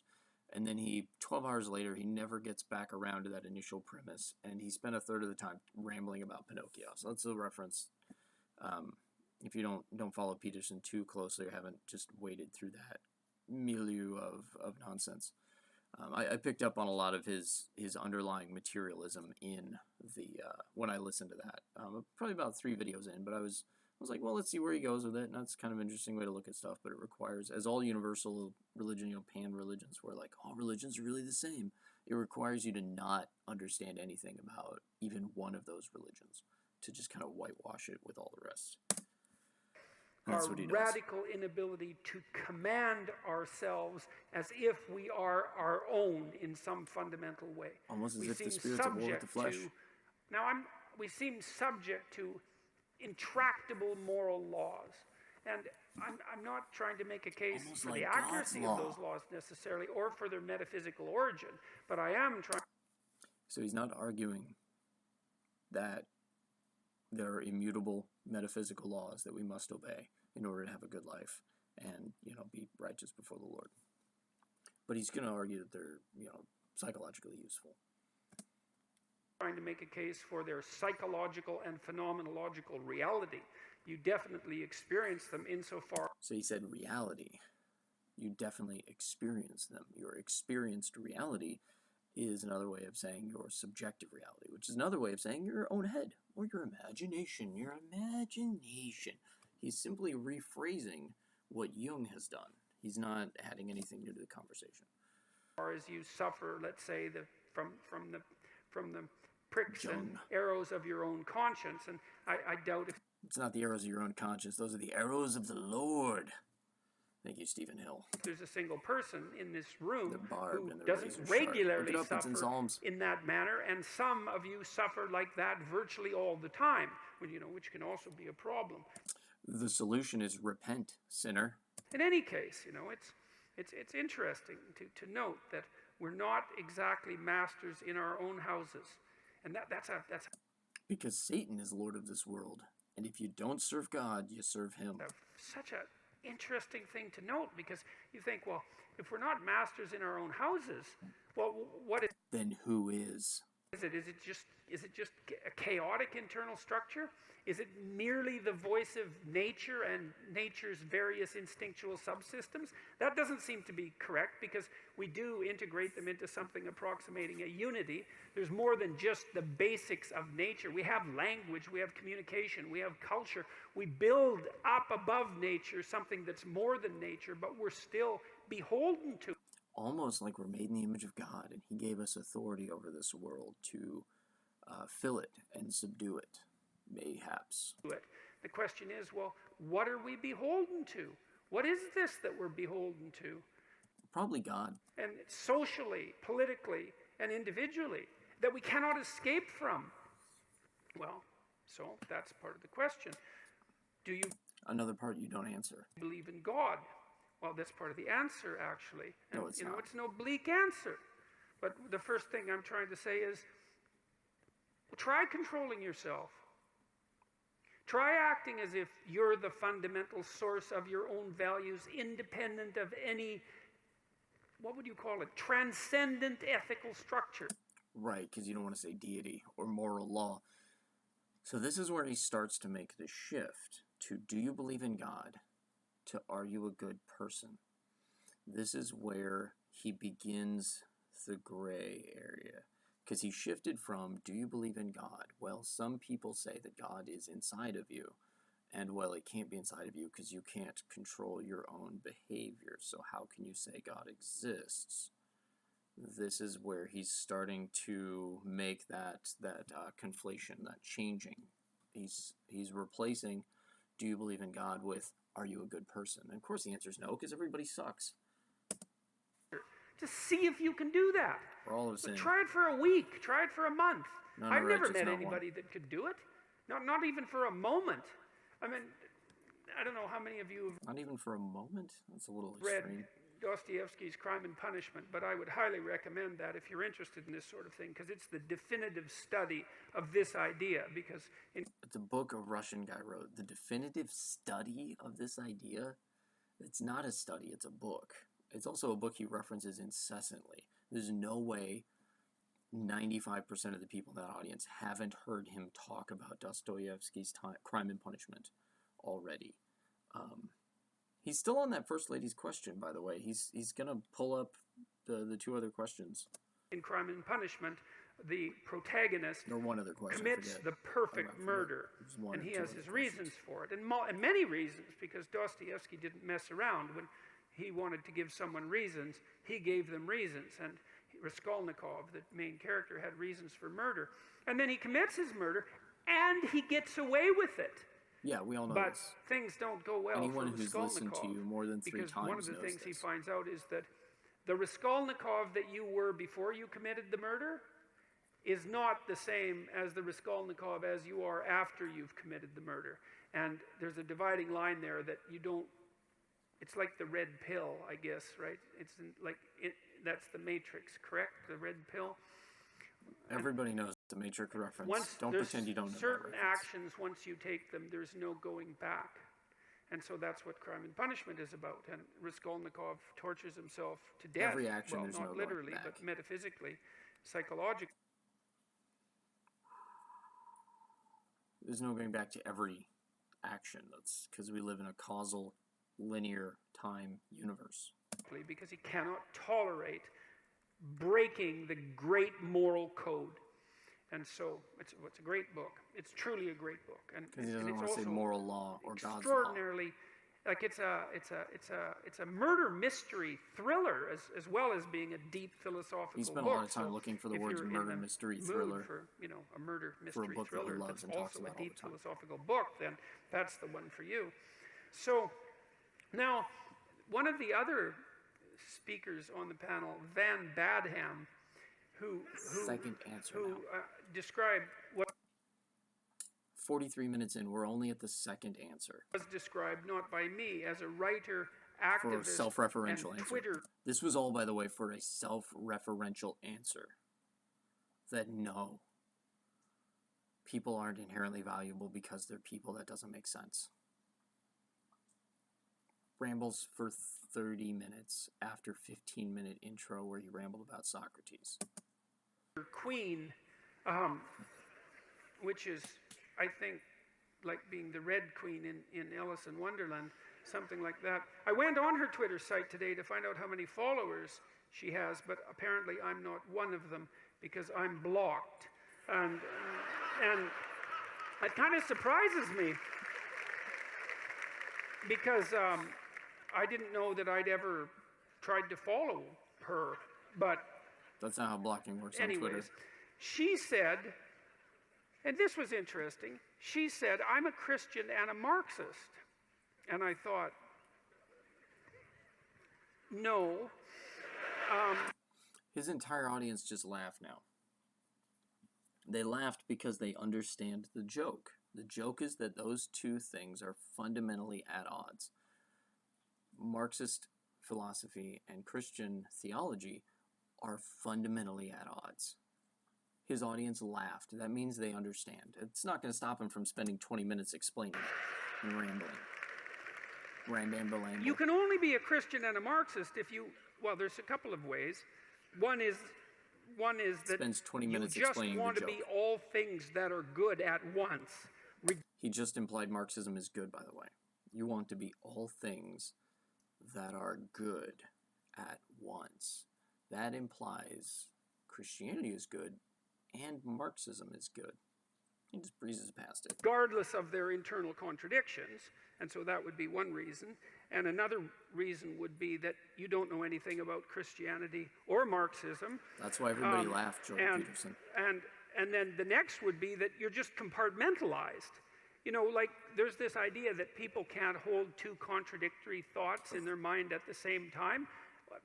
Well, that idea was formulated by someone who's never met a human being, because you can hold like 50 contradictory thoughts in your head at the same time, as you know, whenever you argue with someone that you love, because you love them and maybe you even like them, but you also hate them and you wish that you could just crush them. Do you want to murder people that you love whenever you argue with them? Because that's not what normal people do. Them right there and then. And so, like, that's a lot of contradictory ideas, and that's probably only like half the contradictory ideas that are running through your mind at the moment. You know, so man, you're so full of contradictions that it's just beyond belief. And the only time, I mean, I know this because I read undergraduate essays. That was a cheap shot at undergrads. And what's interesting about undergraduate essays, it's accurate, but it was cheap. Is it's so interesting because the undergraduate will make a claim in paragraph 1, and then in paragraph 7 will make the opposite claim, and they won't notice that they're intellectually incommensurate. And you know, that might happen 30 times in the essay.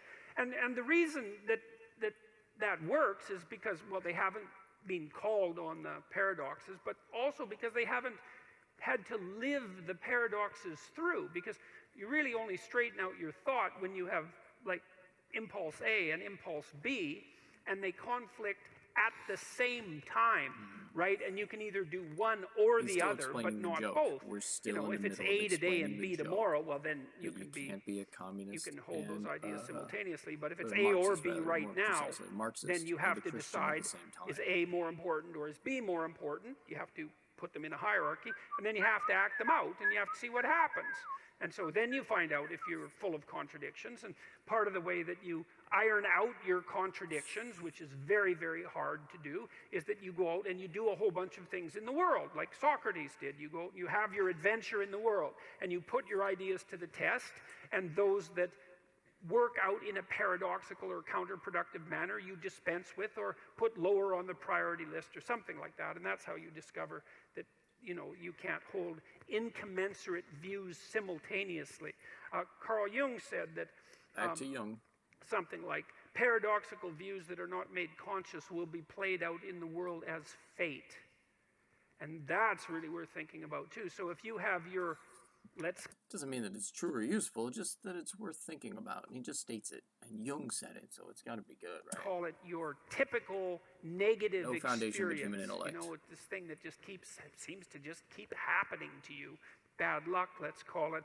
It's highly probable that there's a set of ideas that are occupying you, preoccupying you, possessing you, that are driving you in this direction continually, and that you can't or won't work out the contradiction, and as a consequence, you know, maybe you think every woman is your mother, and you haven't noticed that you think that. Nobody thinks that. That you know, and it is something that people think because women are, or mothers are women, and it's not a bad initial template, but you know, you gotta modify it to some degree. And yeah, that happens, you know, when we're if like that's an unconscious idea that you have and you continue to play it out, you may run into your continual, habitual negative experience with women, and you'll wonder what the hell is wrong with women, but it isn't the women that has the problem, it's you. And you know, if you run into problems with women all the time, then it's highly probable that the problem is you. So, not always. Everybody knows that. But generally. So, well, let's go into this Marxist and Christian idea here just for a minute. Still explaining the joke. We'll start with some of the ideas more. of Marx. He's not going to explain the ideas well, of Marx Christianity. believed that people were basically socially constructed so that we were blank slates, Tabula and that rasa whatever our nature was given to us essentially by Rousseau our is the other big surroundings, name but who even more forwarded that importantly idea. by our social class, right? Because Marx was a theorist of social class and believed that the primary dispute, Rousseau let's had say, society in the general primary and put it juxtaposition. motivator of human history, the primary driver of human history was something like the rich versus the poor, the bourgeoisie versus the proletariat, and that was a consequence of your social upbringing, and that your group identity was paramount. Really quick, I'm pretty sure this guy has Marxist propaganda posters in his home or something. Something like history is the playing out of the bourgeoisie versus the worker class. No, that's exactly what communism is. Why are you acting like you don't know this or you just read it recently? Okay, so there's nothing about that that's vaguely Christian. That's not how the Christian worldview works. Yeah, we already not knew how that. the That's why we laughed Judeo-Christian when you said worldview the works. joke. Because in that worldview, you're fundamentally an individual. Your nature is fundamentally attributable to you by God. You're fundamentally responsible to God, and and history itself is something like the playing out of your relationship to the transcendent. So those things aren't even, those aren't in a context the where it same. means an eternal, they're not commensurate. You can't believe both of them at the same time. Marxism is a materialistic philosophy. It's predicated on the idea that essentially, so is your philosophy, an idea Jordan that Peterson. Dostoevsky criticized in great depth was that if you just made people rich enough, let's say, if you deprived them of their privation, if you equalized their economic status, let's say, that the utopia would come to light upon earth. And, you know, I have a certain amount of sympathy for a viewpoint like that because, you know, who likes starvation and misery?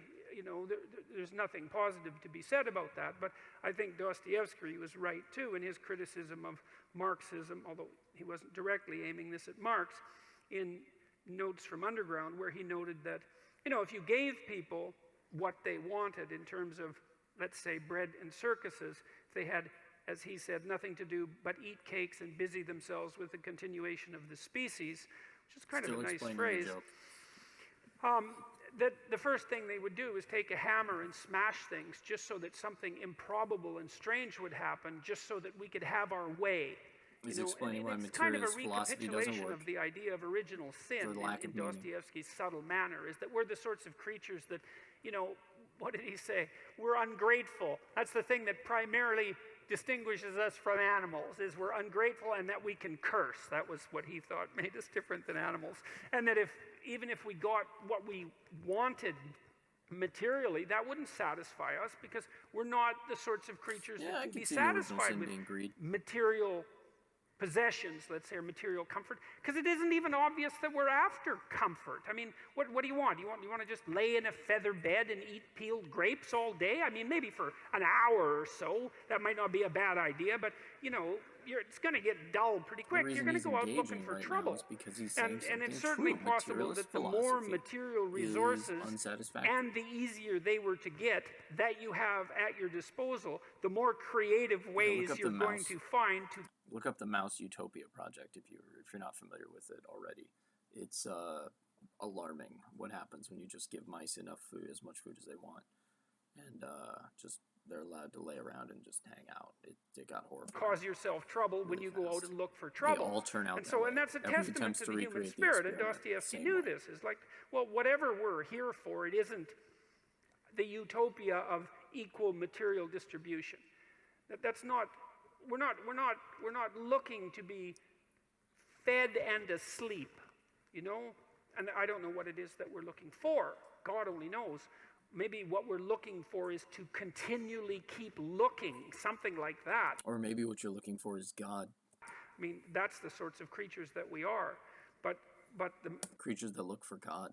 But the materialist philosophy is that, well, if you just provided for people economically, problem over. And no, wrong.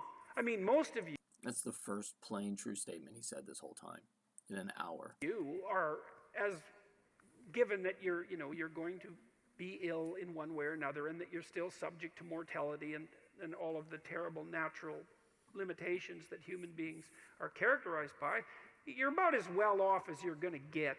You know, the economic data already show that once you have enough money so that bill collectors aren't chasing you, which basically puts you, say, at the kind of in the upper reaches of the working class or maybe the lower end of the middle class, something like that, that additional money has absolutely no effect whatsoever on your self-reported well-being, which is something like a combination of positive emotion and absence of negative emotion. So you might like to think that, you know, if you were rich, your life would be better, and maybe it would be somewhat better, but it wouldn't be as much better as you might hope. And that's because you'd still have most of the problems that people have. You know, you still maybe wouldn't get along with your sister, and you'd still get divorced, and maybe you'd even be more likely to, and there'd still be illnesses that would beset you. You'd be able to deal with them perhaps with some degree of more urgency. And you'd still have the problem with what the hell your life is for and what you're doing on the planet and how to conduct yourself in the proper way. And so this is what he brings to the table, because he clearly operates in a materialist philosophy, as we've already seen. But he's pointing out the fundamental flaw of materialism is when everybody acts that way, things fall apart very quickly. And when people adhere to Marxist philosophy, the rich and powerful people in charge get changed out with different rich and powerful people fairly frequently, who are then just atrociously murdered by other rich and powerful people who are just kind of riding the wave of the masses. That's what Marxism does, until one strong enough leader kind of stabilizes after a while the population's desire to constant revolution, which is the fundamental aim of Marxist philosophy. You know, what happens when the rebels win and the evil empire is taken down? Well, the rebels become the evil empire now. So more rebels have to take them over. It's this sort of snake eating itself. And that becomes the problem. When the masses just have material possessions, but they don't have meaning or purpose, what do? They seek to find meaning or purpose and disregard all of the material possessions that they have. So he's trying to provide a materialistic framework that gives the masses meaning and purpose without giving them God. And he tries very hard to do it, and he fails abysmally. But, you know, he gives it a good go. So we don't want to be too naive about materialism, even though we don't want to be ungrateful for its advantages. Marx also... He just said materialism has advantages.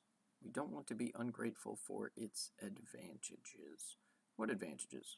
Ruining society? Believed, well, I said this already, that, you know, history was basically characterized by the war of socioeconomic groups. That's been transformed more recently into the war of identity groups, which is the same damn thing, and it's the same old wolf in new sheep's clothing, as far as I'm concerned. Also true. See, he'll make true sweeping cutting statements against what are already established right-wing punching bags of communism, Marxism, and socialism. The best way to conceptualize human beings is, well, I don't know, whatever your damn identity is. Maybe it's sex for you, and it's ethnicity for you, and it's gender for you, and God only knows what it is for you. And, and that's who you identify with. And all there is in the world, and this is the postmodernist view, is hierarchies of people in these identities struggling for dominion. And that's a quasi-Marxist viewpoint. It's just a variant of the bourgeoisie versus proletariat theory of history, which is a foolish theory. That's why we call them as social far as I'm justice concerned, warriors. and certainly not one that we need to take forward into the 21st century, although we seem, destined to insist that we do so. He believed that the revolutionary overthrow of the oppressor class was necessary and morally demanded, and Marxism. that turns out to be a little bloodier than I would say the typical Christian, Judeo-Christian ethic might require, because... Did you see what he did there? The typical Christian ethic. Then he corrected himself and rebranded it the Judeo-Christian ethic. The Judeo-Christian. And then later on, he will say the Judeo-Christian tradition, and he cements on that consistently. He said Judeo-Christian one time earlier. This is an intentional rebranding of Christianity to include Christianity and Judaism in the same swath. This is inaccurate and inappropriate simply because modern Judaism is based on the Talmud, which is a document from the first century, first millennia, whatever. It was from about 1000 AD. It's late, and my brain's not putting the right talk words in my mouth hole. From about 1000 AD, the Talmud comes together sort of mystically out of the sands of time. And they attribute it all the way back to the mountain of Moses. And it's full of all kinds of wonderful things, like Jesus burning in a lake of urine and feces. And all kinds of wonderful things. And there are people that defend it. But modern Jews are not the same Jews in the Bible. There's a different theological, religious tradition that is being adhered to. There's a different God being served. Ask any rabbi if he serves the same God as Christians do, and he will tell you no. Unless it's Rabbi Tobias Singer, and then he uses very Christian language as an intentional rhetorical device to sort of ensnare Christians or Jews that are leaning towards Christianity and pull them back towards Judaism. And other rabbis like him that are making the intentional efforts towards our side. I'm a fundamentalist Christian, but you've probably seen my other videos talking about Bible. You know these things. You're smart. It doesn't require you to take up arms against your evil overlords and, put them in gulags and kill them by the millions, for example. So here's an important thing I didn't catch earlier but noticed and realized just now. He said the Judeo-Christian religion doesn't require you to take up arms against your overlords. That's wrong. Christian tradition doesn't require you to take up arms against your overlords. It doesn't require you to escape slavery. It says be a Christian wherever you're at as hard as you can. You should Christian as hard and loud as you can all the time, which involves working as hard as you can as though it's to Jesus and being in humble submission to the authorities put over you, no matter who they are. And this is written at the time of persecution under Nero, who supposedly lit his garden with burning Christian corpses. That's the guy in charge when Paul says, obey authorities put over you, for they're established by God. And when Peter writes that you should honor the king. The Jewish ethic said, fight the oppressors, we're the chosen people, reclaim the Holy Land. Just ask the Maccabees. First and second Maccabees in the Apocrypha. Just Wikipedia Maccabees. The Maccabean Revolt, specifically. Or Masada, the Last Stand, the Jews in the 70 AD who are, holding Rome and they get taken down, and then the fortress of Masada is the last to fall, where they had killed themselves before the Romans entered, out of defiance. And that's the Jewish ethic. We're the chosen people. We will fight for the land that was promised to us. We will fight to the death. That's not the Christian ethic. They had their own reason for it. And the Christian ethic, though, now that Messiah has come, is one of obey the authorities put over you and treat, be Jesus to everybody. That to me seems to be an important difference. There's no, in the Judeo-Christian tradition, there's no guilt, there's no group guilt, right? You're guilty and you're guilty. Well, that's wrong. The Jewish tradition has group guilt. Israel as a group is guilty. In, I want to say Nehemiah, in the start of it, when a guy comes to Nehemiah and says, oh yeah, Jerusalem's still fallen, there's no walls around the city, and Jeremiah immediately begins weeping and praying and asking God. He asks for forgiveness for Israel, separate from his own sin. He asks for forgiveness for his sin and for sin of Israel as a collective. There is a sense of group guilt. And in the Christian tradition, there is a sense of group guilt in that in Adam all sinned. I wouldn't say group guilt to hell. I would say group guilt to physical death. I'm a little bit of an outlier on my view on original sin, but it's undeniable that we all suffer a consequence because Adam sinned. We, as a group of humans, are held accountable for those actions. In the same way we're then held accountable for the actions of Christ. And that's your problem, but maybe you're also innocent too. Who knows, but whatever, it's on you. It's not a consequence of your racial heritage or your ethnicity or your gender, any of those things. It's between you and God, let's say, or it's between you and the state even, but at least it's between you and the state or God. It's not like, well, you're... An intentional equaling. He says God, and then he gestures high, and then says the state, and gestures low. And then second time gestures the same height high for the state, or God, or whatever. He intentionally took the state and made it equal to God in his statement and flipped them back and forth. He started with the proper reverence, so people who believe in God and fear him wouldn't be off. But he's very cunning. Father was a factory owner, let's say your grandfather, and so it was perfectly reasonable during the Russian Revolution and the Red Terror to vacuum you up along with your whole family and do away with you because you'd been irredeemably tainted by your bourgeoisie past. So that's another place where Marxism and Judeo-Christianity they're not just different. Once again, conflating Jewishness and Christianity. Also, there is a sense of a national guilt. We don't get to decide it. But God, at different times in history, has apparently decided that everyone in Nineveh needed to die. And then they repented, and then he went, well, all right, cool. But in several cities that are leveled entirely, man, women, and children killed, Sodom and Gomorrah, obviously, by God directly. But then when the Israelites are taking the Promised Land, there are multiple cities where the only crime was people having been born in that city. God tells them to wipe out every man, woman, and child and livestock in the specific cities. It's where the Nephilim are at. It's a whole different other study. But point of fact, he simply betrays his ignorance of the Christian religion and of the Bible as a whole. Like they're opposite.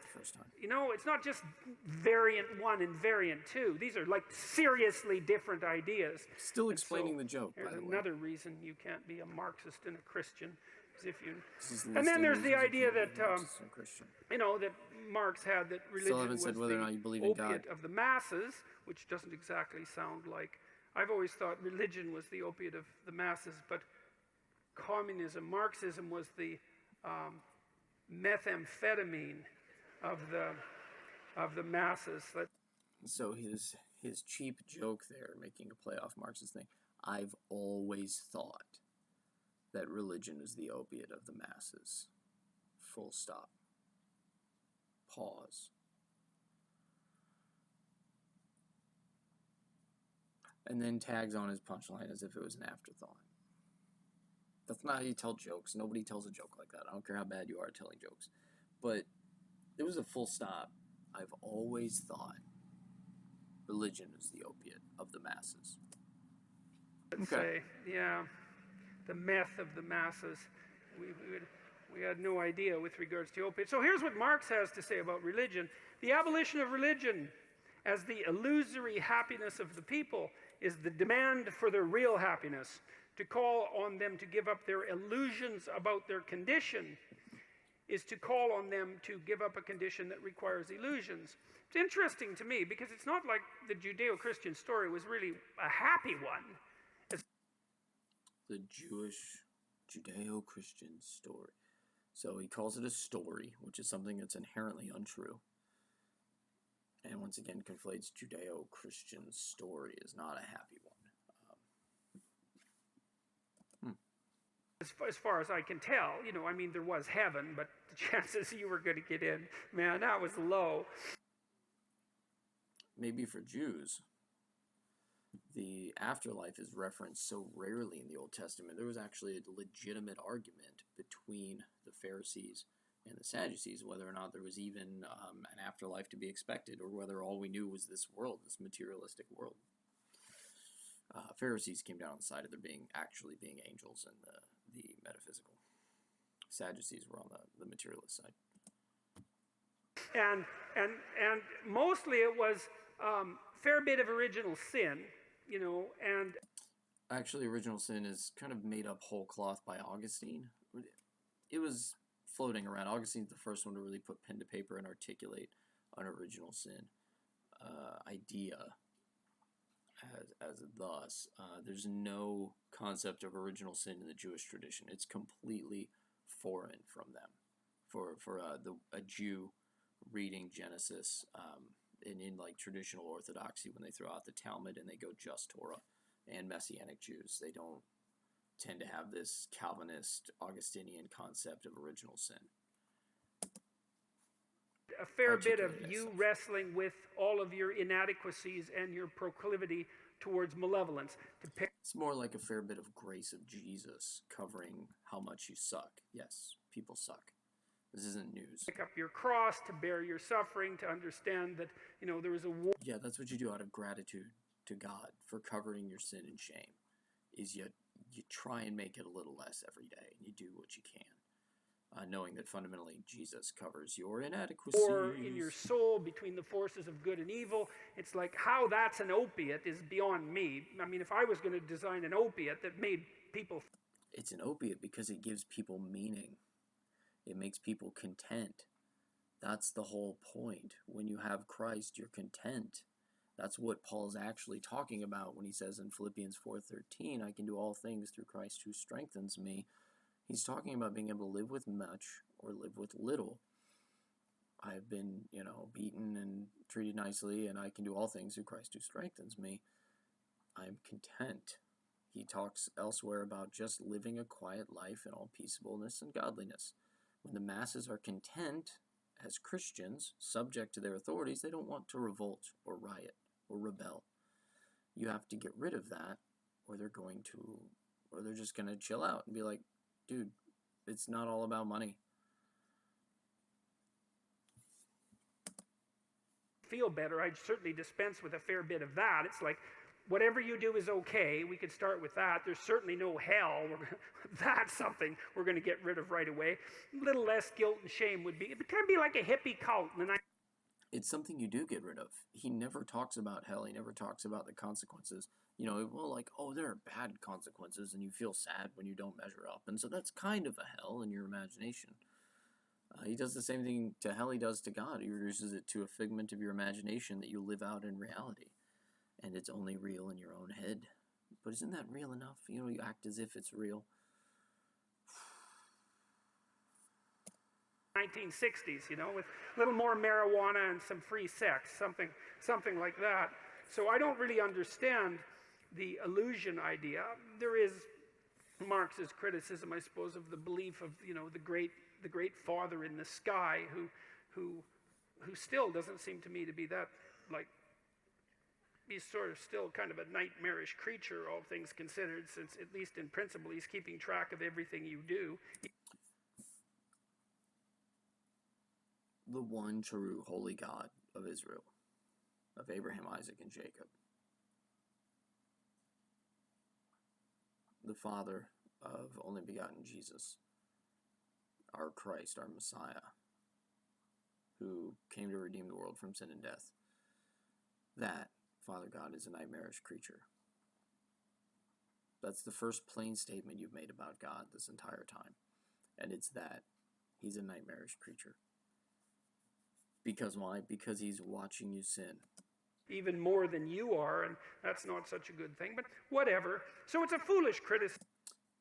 It's not a good thing that a righteous God is aware of your unrighteousness.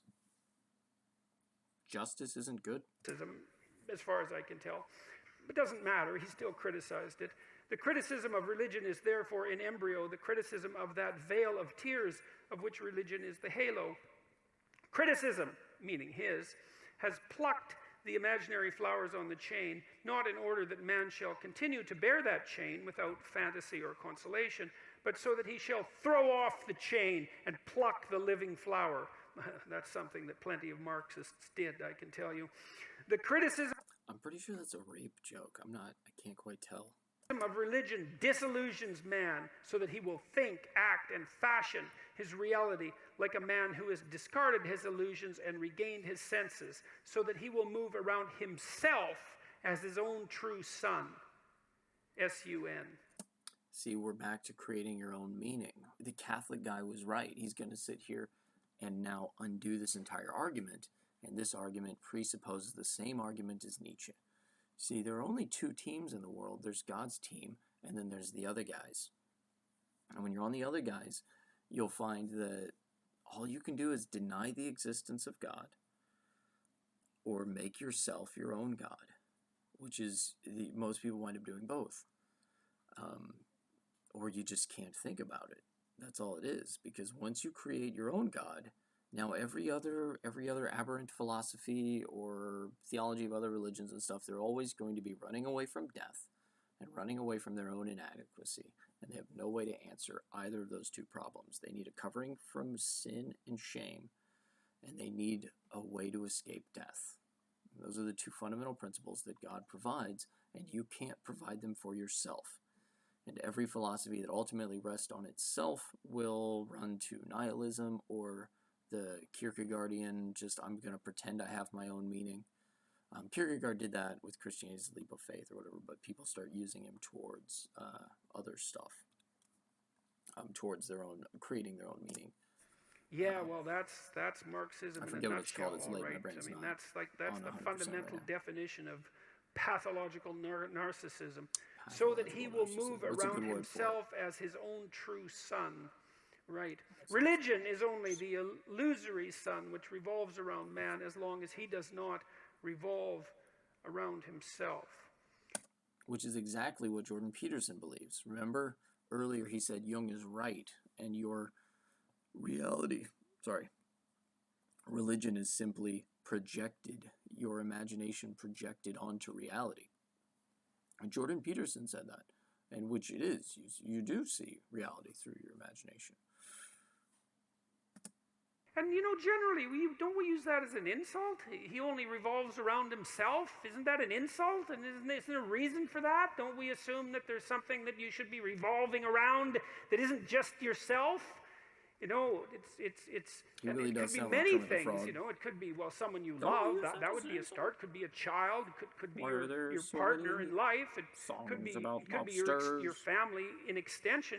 Could be your community. It could be some noble ideal that you're trying to serve. It should be something other than you as the primary center of the universe around which, you and... Why should there be something other than you around the primary center of the universe? Maybe God? Presumably everything else revolves, so I don't really see that as a particularly wise, what would you call it, philosophy. And as it manifested itself in the world, I would say Stalin probably revolved around himself quite nicely, and don't you think? I mean, if you had to pick someone who was revolving around... Fun historical note, both Marx, Stalin, and Lenin are all Jews. But never gets mentioned, but you can find it on Wikipedia. It's not in contention. It's just there, but they never say anything about it. Himself, it would be a pretty decent competition between Mao and Stalin, and that didn't seem to be for the best. So that's something to consider as well. The Marxists believe that religion hindered human development, and the Soviets and the Maoists instituted state atheism, apart from the worship of their leaders, of course. And then I'm going to read you a poem by Marx. This is a good one. I found this a while back. You still haven't answered the question, right? We're still explaining why you can't be a Christian and a Marxist at the same time. So the first answer was self-referential. You can dismiss that out of hand. This is a self-referential answer. It's not an answer. Aside. Oh, I'm a Christian and a Marxist. Well, clearly you know nothing about Marxism or Christianity. Bam. Aside. Add it to the Shapiro Thug Life reel. But he's rambled now for an hour. 15 minutes of a Socrates preamble thing. 30 minutes for the one lady's question. 30 minutes now for this other dude's question. Lady question. I missed the names of the people though. I think they're both ladies so far. So Twitter. Yeah, this is the Twitter queen one. A Marxist and a Christian. No, you can't. You can't be both. He didn't just say that though. He spent 30 minutes now explaining the joke that you can't be both.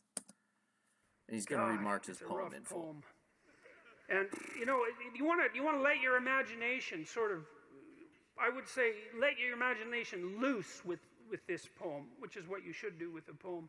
And imagine the sort of state of mind that you have to be in to write a poem like this. And then also imagine, as you should, that poetry, like dreams, it's the birthplace of thought. With my Poetry, like dreams, are the birthplace of thought. And he takes this premise now as though it's fact and elaborates on it. Who says? What's the study that you get that from? Where's your objective empirical evidence for that? Where's your, at least, a philosophical foundation for that? He just says it like it's an axiom. Like, well, it's going because it sounds good. That's a deep idea. That's a good question. That requires a lot of thought. Graduates often, especially ones that are really obsessed with ideas, they'll often put really bad poetry in their essays. And I'm not saying that in a cynical way, because bad poetry can have good ideas in it. It's hard to write good poetry, you know. But the thing is, often an idea that's extraordinarily emotional in content will manifest itself as a poem before it is able to articulate itself out into a fully expressed philosophy. And so I see this with my undergraduates. They'll really be obsessed with something that's bothering them, and they'll write some poem, often about a personal experience. Title tags to remind you what he's talking about right now. The essay, they kind of unfold the poem into an articulated statement about the structure of reality. And so you could say, well, you know, we're all embedded in the dream. We know that. You go to sleep every night and you dream. You're embedded in your imagination. If you're forbidden to dream, if you're deprived of your dreams, you will lose your mind. That's been experimentally demonstrated quite nicely on animals, but also on human beings. You have to dream. You have to enter that realm of incoherent imagination and possibility in order to maintain your sanity, which is extraordinarily interesting and very strange. Scientists still don't know why I would say poetry exists on the border between the dream and fully articulate wakefulness. You have good guesses, but no it's the place where the image of the dream meets the articulated speech of full consciousness. Or we die if we don't. And so you can think about that with regards to this poem. Invocation of one in despair.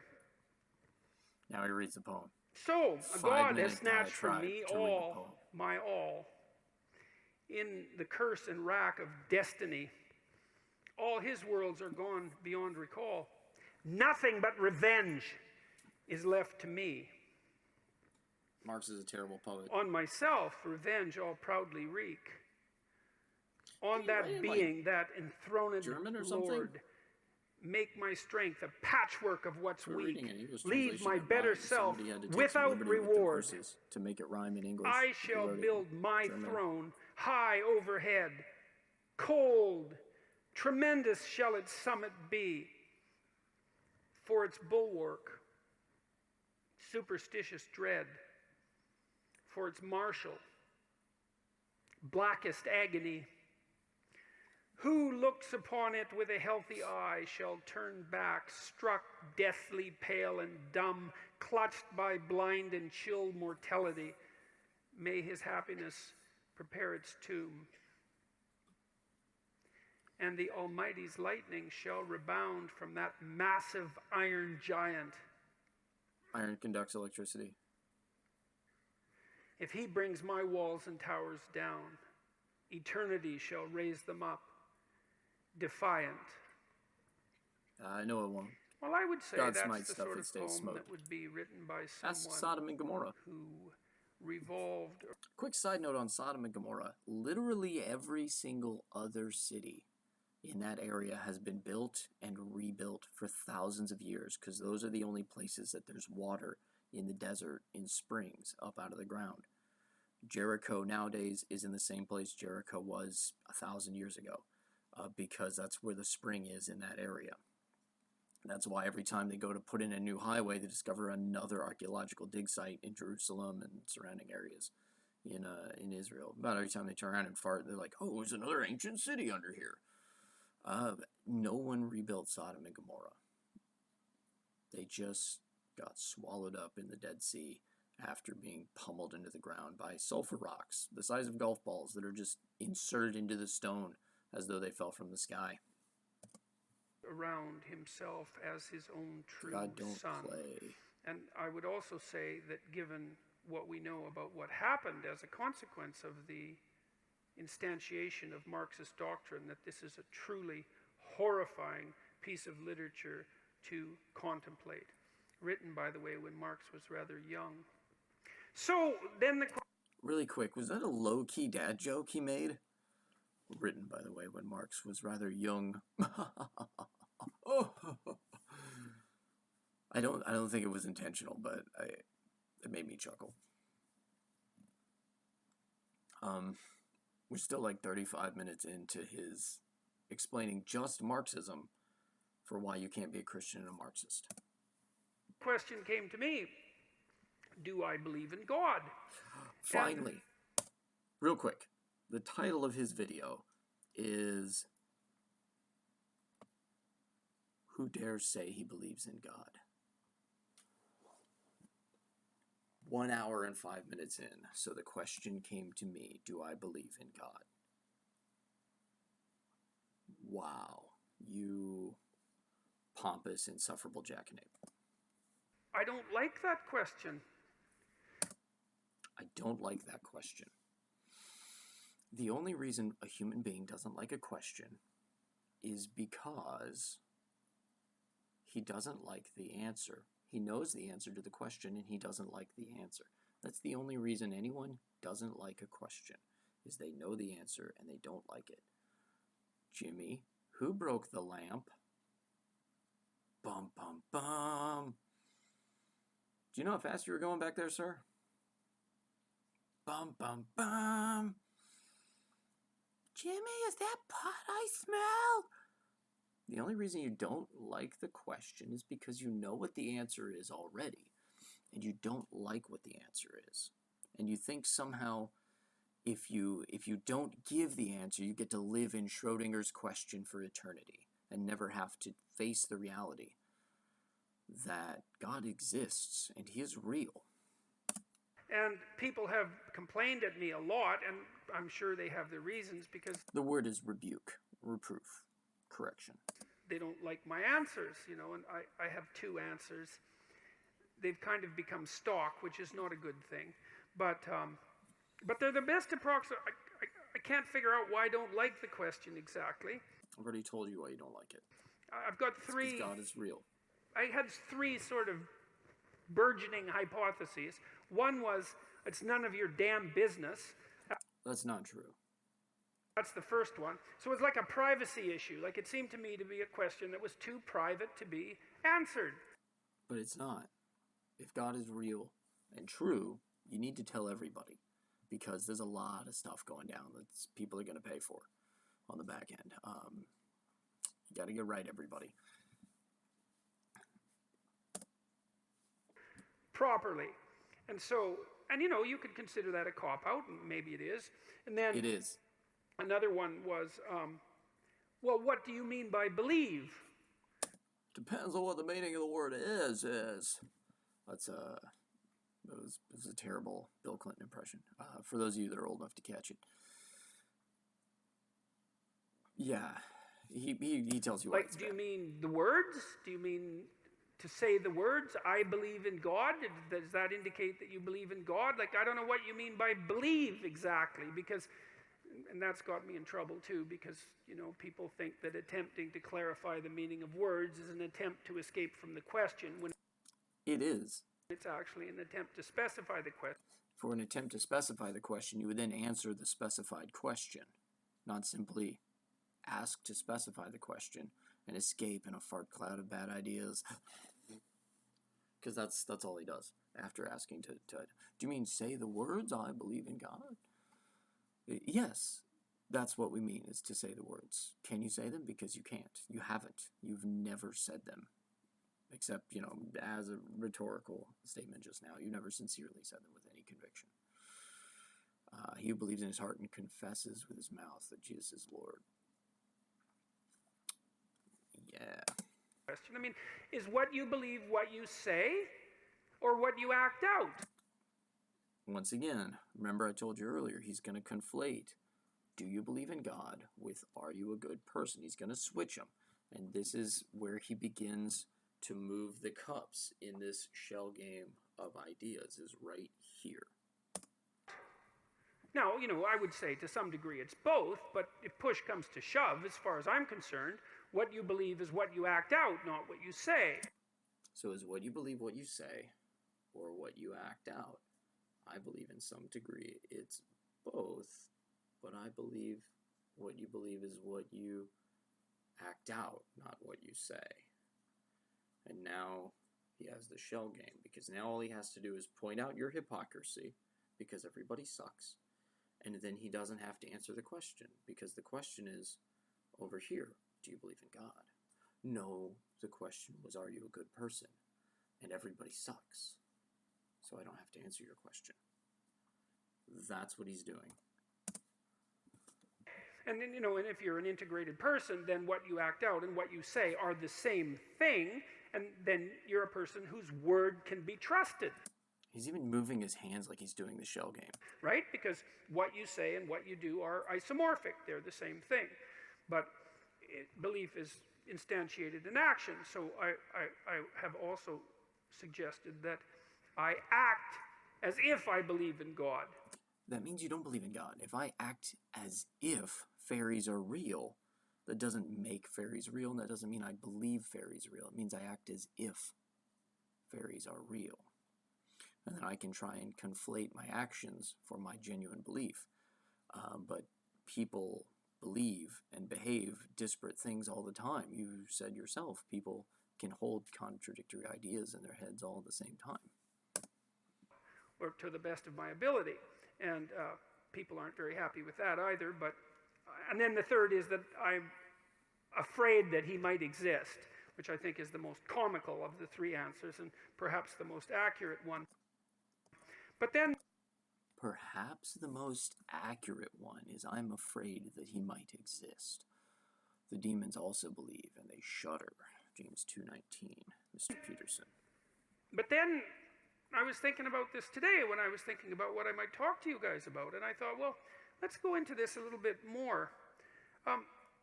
Let's say you do believe in God. Say, I believe in God. It's like, okay, well, that's hypothetically pretty impressive, I would say. It's like you believe that there's a divine power that oversees everything, that is fundamentally ethical, that's watching everything you do, and you believe that. And yeah, that's what we all agree on the word God meaning, Jordan Peterson, and yes, I do believe that. So what effect does that have on your behavior?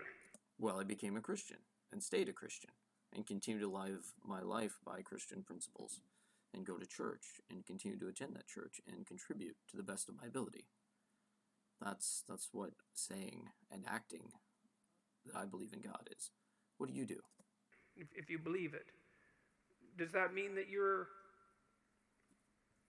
well, are you all in on your beliefs? Are you sacrificing everything to this transcendent entity that you proclaim belief in? Have you cleansed yourself of all your sin, let's say? Are you making all the sacrifices that you need to make?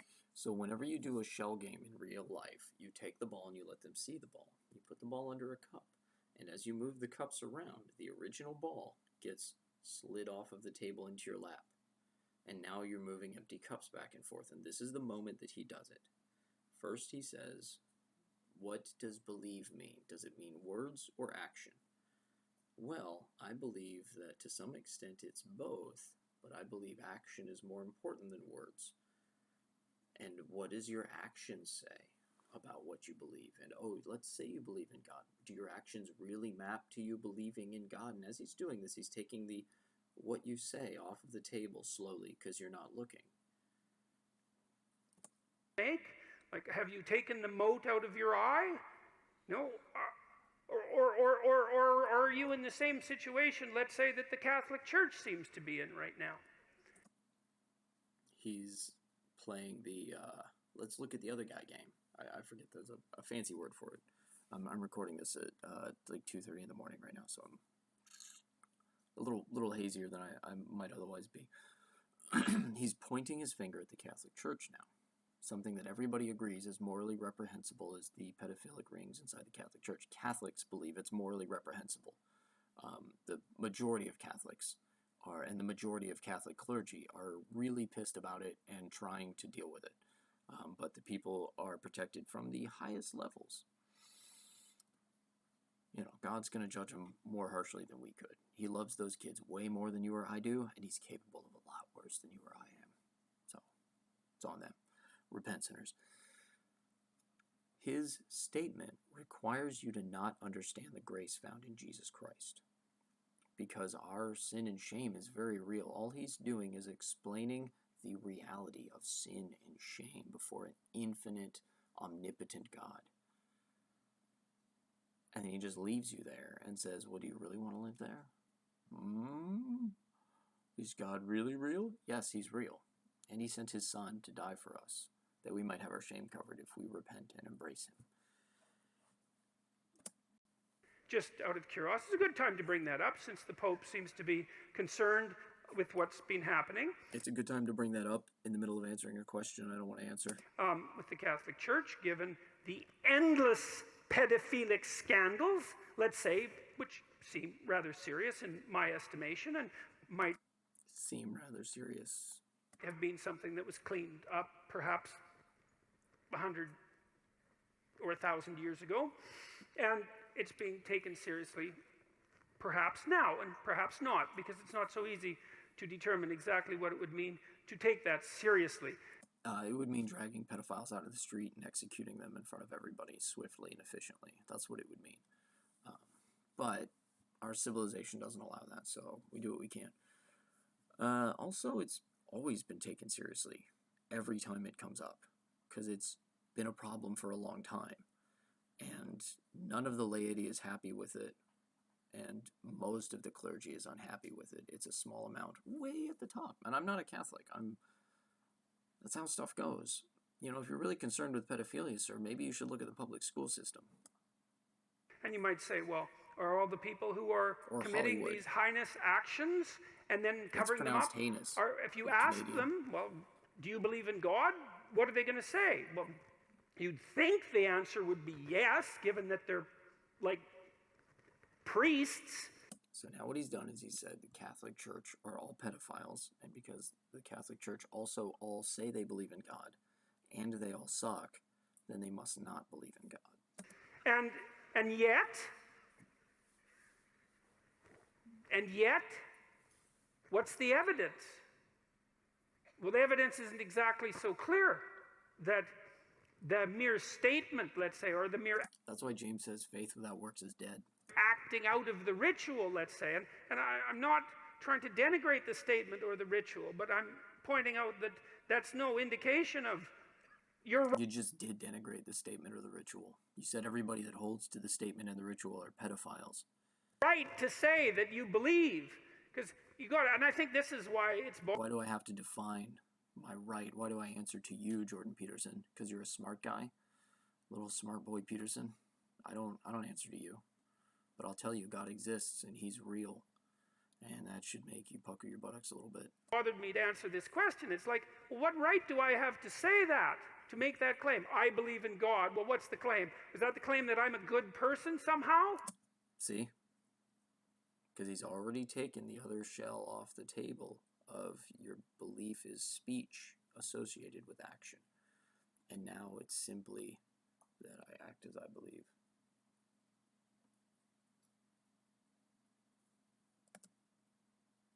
Because you'd think that if you believed in God, actually, like seriously, that you'd be a good person, like right now. Because, well, well, for obvious reasons, I would think. And so if that was some genuine terror in his voice. That was genuine terror in the voice of a very intelligent man. Really struggling with the idea that God is real and he will be held accountable for all he's ever done in his life if he's not covered by the grace of Christ.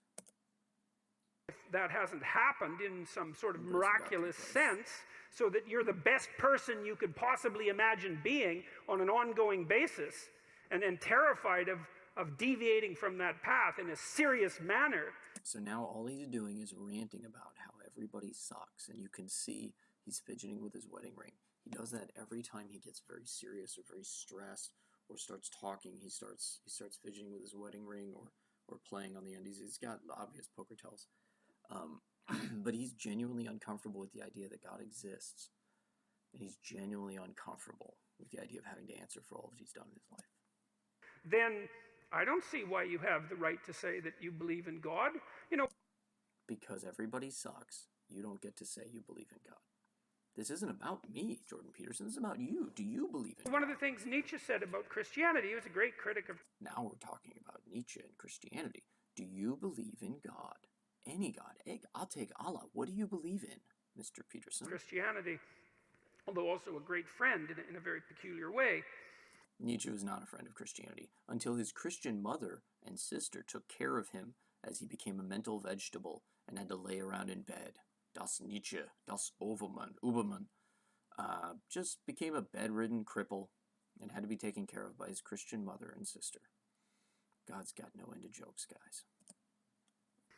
In that sometimes your best friend is the one who points out your weakest properties, let's say. He said, as far as he was concerned... There are no weak properties about Christianity, you chump. There was only one Christian, and he died on the cross.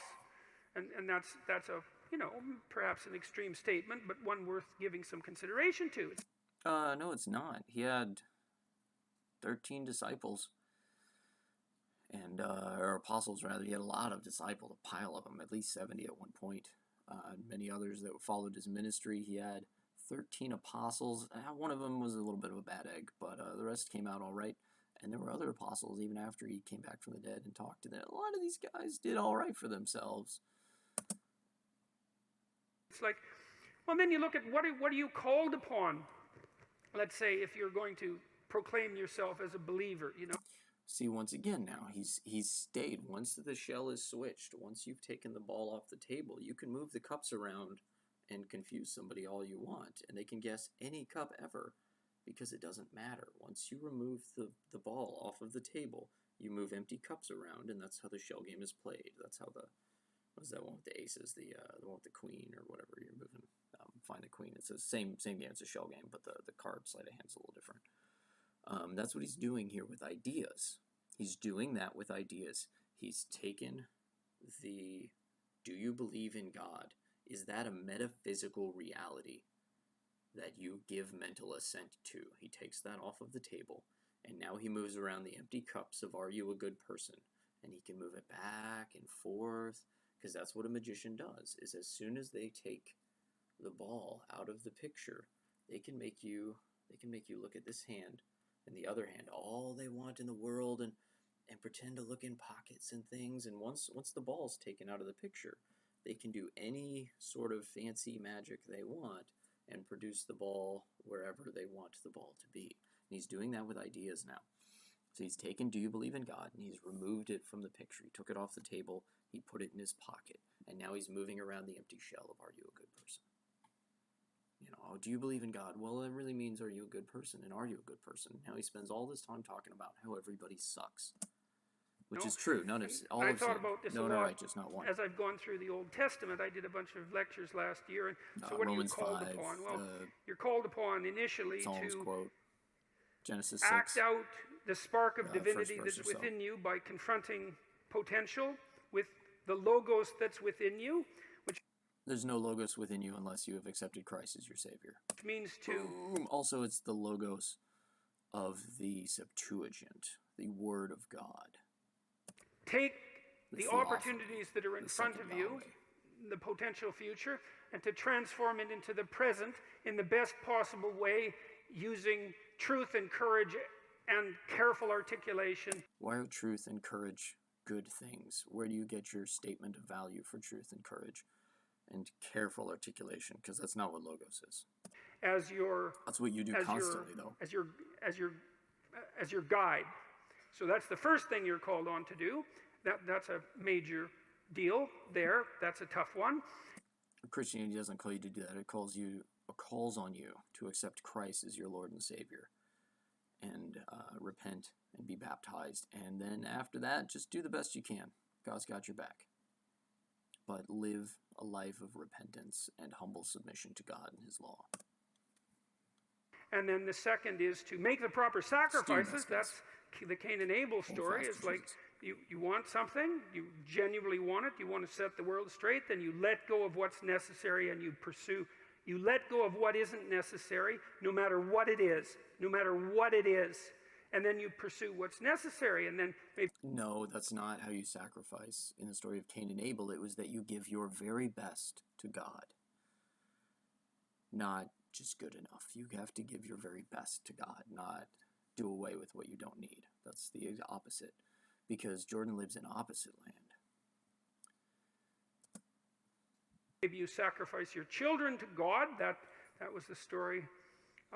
That's one of the next stories that comes up, of course, and you think, well, that's pretty damn barbaric, and the way the story's laid out, of course it is, but... What's your basis for barbarism?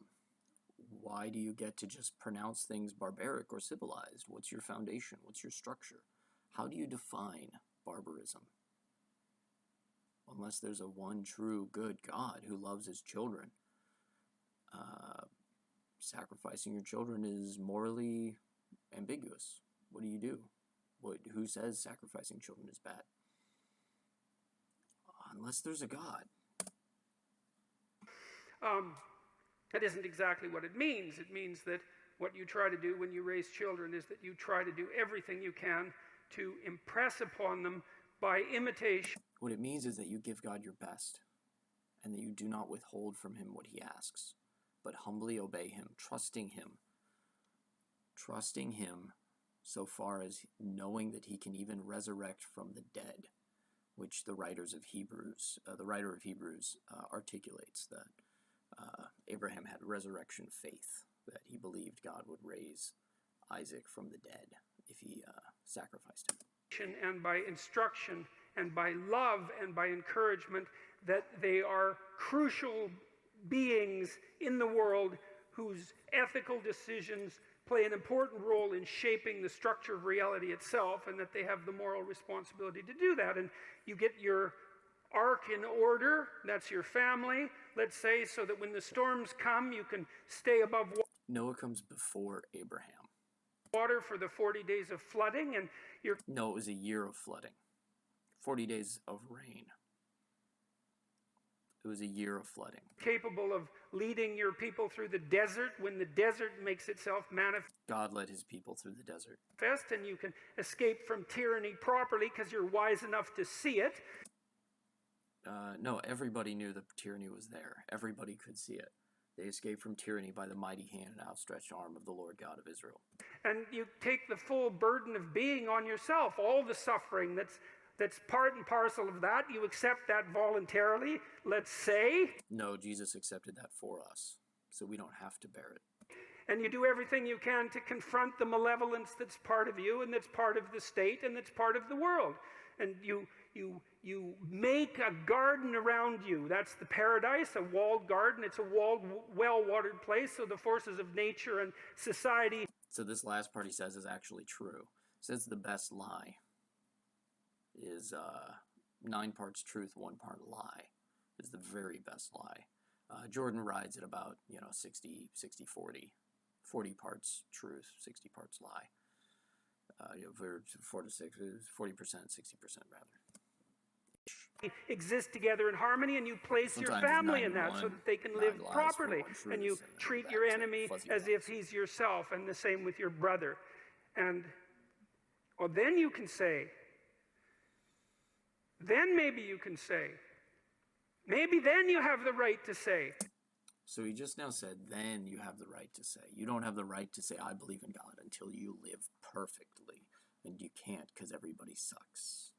See, this is the part where the magician, having already disappeared the ball from the table, now, the trick with the ball in the hands, right, where they pretend to have the ball and they put it in their pocket, and now they have this empty hand and they can parade it around and use a magic wand or have somebody blow on it or kiss it, and they do all these fancy things to finally do the reveal of their hand has been empty for 10 minutes.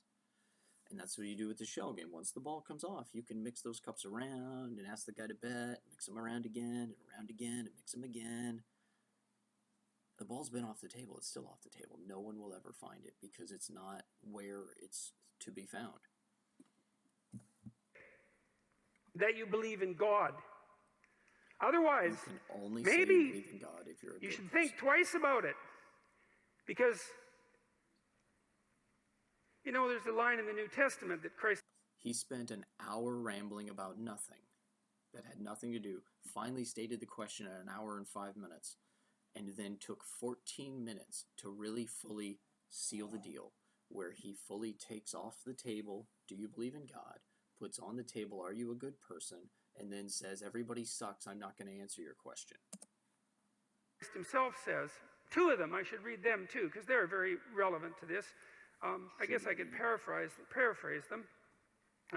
A rich man comes up to Christ and says, good leader, good Lord, and he asks him a question about how it is that he should be a good person. Wrong. He asks him how he could live forever. He says, good teacher, and Jesus says, do you not know that only God is good? Mic drop. And then the guy says, how shall I live forever? How do I have eternal life? And Jesus said, obey all of the commandments. And the guy says, oh, I've done that from my youth. The guy already assumed he was living a good life. He didn't ask, he asked how to live forever. And the answer was, sell all of your things and follow me. Jesus proved that he didn't have the first thing followed, because he's supposed to love the Lord his God with all his heart, soul, mind, and strength. And if he did, he'd be willing to sell all of his things and follow this teacher that he felt had the secret to eternal life of following God. And it wasn't worth it. He went away because he was very rich. That's the guy. And Christ says, don't call me good. There's no one that's good but God. And, if that's worth thinking about. I mean, it is. Shame you didn't. The one person or you didn't, you're that an evil in man. Principle, in our ancient stories, had the right to make some direct connection between himself and the divine, was unwilling to do it when challenged. No, he wasn't challenged. And every single scholar and theologian who does a commentary or talks about that passage says this is a claim to deity by Jesus. He intentionally said, wait, you called me good. Only God is good. Ergo, you just called me God. And now I'll answer your question. And will you follow me more than your riches? That's the question. That's the answer. I'm God. That's a claim of divinity by anyone who's ever read a Bible commentary and has done some digging. That's the generally accepted understanding of that passage. And it's in Mark 10:18 And I think he's got the Luke passage in the description there of the video. And John, if you've seen in the John, it's all over John. In the beginning was the Word, and the Word was with God, and the Word was God. Jesus says, if you've seen me, you've seen the Father. I and the Father are one. May they be one as you and I are one, Father, as he's praying to God. There's so many times he's stoned because he said he was God or made himself equal with God. That's why they crucify him. It's the final straw, is his claim to divinity.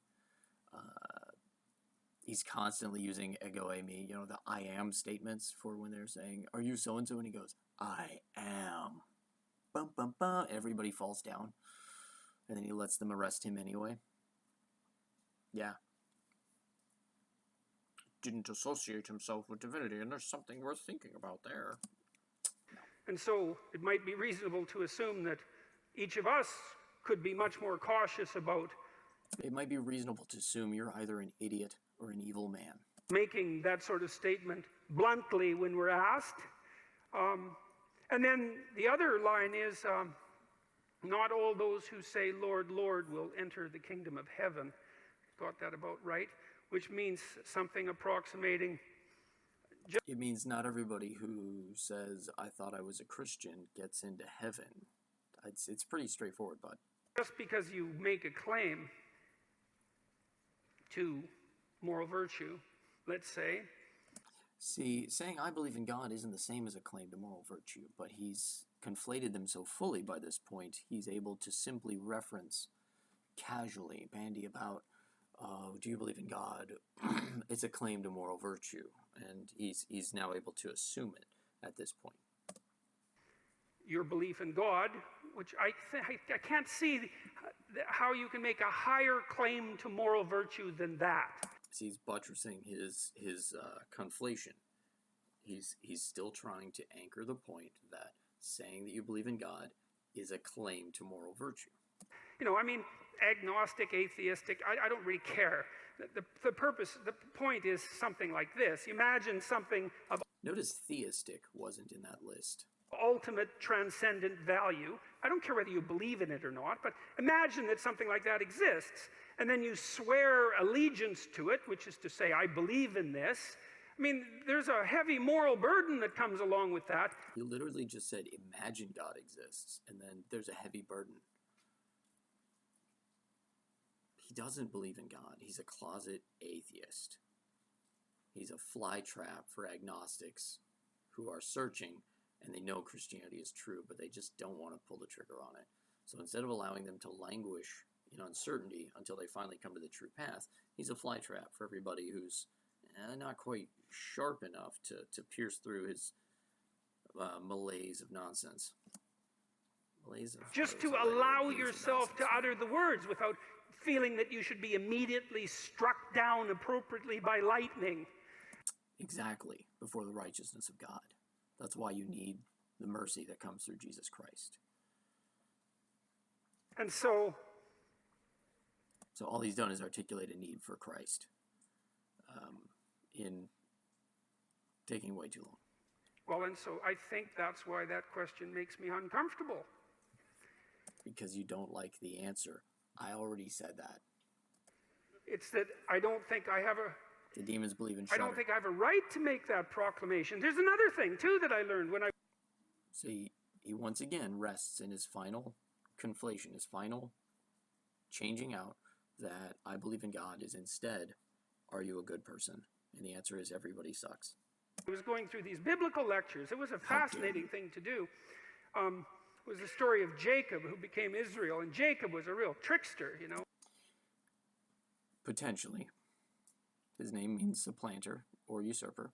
He was a morally ambiguous figure, to put it mildly. No, he wasn't. He's considered a righteous man before the Lord. He has some hiccups along the way, but so did Abraham. So did Noah. And he tricked his older brother out of his birthright. And see, he's so ensconced in falsehood, he can't even quote scripture correctly. He can't do it. What he's done is Jacob traded a bowl of soup for the birthright of Esau. up front, clear and out in the open. It was a shrewd bargain. Esau came back from hunting. He's like, I've been outside all day. I want a bowl of soup or I'm going to die. And Jacob's like, all right, if it's worth that much to you, give me your birthright. He's been at home making soup all day. And Esau said, I don't care. Give me a bowl of soup. Yeah, birthright, fine. Thus, Esau despised his birthright. It says it right there in the text. Esau despised his birthright. Jacob rightly earned the birthright. It was a shrewd bargain. Esau didn't care about being the religious head, the priest of his family, or having the double portion, or basically inheriting being the people of God. And he threw it away flippantly for a bowl of soup. Thus Esau despised his birthright. And so, what Jacob did do was he tricked his father Isaac into giving the birthright to him. Instead of allowing God to bring everything aright and to be his justifier, instead he decided to seize it by human means with deception. That was his folly. That was his trick. When he and his mom conspired and tricked his father, that was the trick. And that's when he pays, and that's why he has to have trouble later on. He was full of tricks, and he had a lot of tricks played on him too, and maybe learned something as a consequence. Anyways, after running away from his brother who had murderous thoughts, and for good reasons, for about 20 years. It wasn't good reason.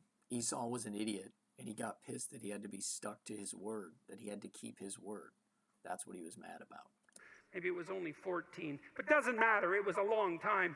He decided that he would go back and try to make peace. You remember the precise ages of the characters involved, but you don't remember the fundamental premises of the story? He came to this river. He sent his family across the river along with his belongings, and partly as an offering to his brother, a peace offering. And No, he had a separate peace offering for his brother. He kept the part of his family that he loved the most, because he had a wife that he didn't love as much and a wife that he loved more. And he kept the wife that he loved more and those children and the nicer stuff far to the back, and he approached forward with the part of his family that were comparatively expendable. And then he had riches and offerings. He went up front forward with everybody with offerings. He sent offerings ahead and then came with his family. he had a dream, vision. The Bible doesn't say it was a dream. It was a real character that came to him in the story. You're attributing falsehood to it when none existed. It was a real character that came to wrestle with him in the narrative. Experience, hallucination, God, who knows what it was. Yeah, it was a theophany. It was an angel of the Lord. And he dreamt that he wrestled with an angel all night, and that the angel was God. And God, he won. No, he didn't win. The angel wrestling with him dislocates his hip and then says, "Let go of me. I won. You're broken." And he refused to let go. And the angel said, "Let go." And he said, "I will let go if you bless me." And the angel blessed him, and then he let go. That's not winning. That's barely not losing. He lost the wrestling match. He had to tap. He refused to tap. He refused to yield, and God had to break him. And then he clamored for a blessing, clinging to God after he was broken. It's now that I think about it, it's a very poetic image for how the nation of Israel continues to strive with God, and they don't learn to cling to him until after he has to break them. Which is very strange because, well, first of all, he was a trickster figure, He's not a trickster figure. He wasn't your most upstanding moral He creature. tricked one He guy wasn't once, Noah, and he for gets example. tricked by Laban a couple And second, times. well, it was God, It's like, if you're going to wrestle with someone and lose, there's an opponent that's likely to take you out. And he did damage his hip. They didn't damage him. He broke his leg. Not that impressive broke an his accomplishment on God's part, in my estimation. But He was showing mercy instead of killing and him. it's a very interesting story It was because just a wrestling match. what it does indicate, what's so cool about it, you see, Jacob's name is changed at that point to Israel. And Israel means those who wrestle with God. And that's so, that blew me away. That's one of the things I love about studying old stories is now and then you come across Old a piece stories, of one, not true and you historical see into it. You know, you see down into the depths that characterizes it. It's very difficult, but it happens sometimes, and it just flattens you. You know, to think. So what he's saying is his reading of Genesis is definitive because he's such a smart boy. That if Israel is the chosen people of God, that's the hypothesis, and That's what God plainly states. what Israel means is those who wrestle with God, then think that seems to me to be such a hopeful idea because, well, everyone does that to some degree. The Bible never really states that it's a good thing. It just states that it happens. I mean, you do that in your life because, well, you don't know what's of fundamental transcendent worth, you know, because who the hell are you and what do you know? You know, you're The Bible knows, and that's why you base your knowledge on something outside of yourself, like a book that's withstood the test of 3,000 years, maybe. struggling all the time with, well, I would say with good and evil. When you're struggling with yourself, you're struggling with the world. To portray that as wrestling with God, that's perfectly reasonable. So he said you're struggling with good and evil. You're struggling with the world. You're struggling with God. He conflates God now with good and evil and the world at large, saying that God is a mixture of good and evil and is reality. From a metaphoric perspective, Metaphorically. and the because it's idea not that real. that's what characterizes the true people of God is that willingness to wrestle. That's really something because it kind of. That's not what characterizes the true people of God. What characterizes the true people of God is yielding to his will and obeying him. Circumcision of the heart, which shows up in Deuteronomy, by the way, not just in Paul. Indicates that you're here as a contender, you know? You're not here to be happy. You're not here to be complacent. You're not here to be materially satisfied. It's not about Israel. It's about Abraham, children of Abraham, children of the promise, children by faith, not by wrestling. Not that that would be possible anyways, but that you're here to contend with the structure of reality, right? And that's what'll satisfy you because there's something to you. You know, you're not weak and nothing. There's something to you. There's certainly something malevolent and terrible. I mean, you know that. You look at how people behave. You look at the blood and catastrophe of our history. You can certainly see the absolute hellish depths of the human soul, but there's something that takes root in that and grows up out of that that's absolutely magnificent beyond belief, and that's looking to contend. You know, and I've often thought that I've been fortunate in my marriage because you think, well, So he's rambling now. So he was on a huge diatribe about wrestling with God. He still doesn't believe God exists. Still, his fundamental premise is you have to be a good person or you don't get to say God exists. But now we need to wrestle with the nature of reality. He's back on his maps of meaning kick, and then he's going to talk about his marriage for a little bit. And, you know, how you need to be an understanding husband. These are these little bits of truth he sprinkles in. And then your brain kind of backfills well, maybe the stuff I didn't quite catch earlier made sense. And he's still, because these parts I do understand are good and true. So the fuzzy stuff, that lies. It's a big fart cloud of bad ideas. you get married and you live happily ever after. It's like, once again, the audience laughs, signaling that they understand.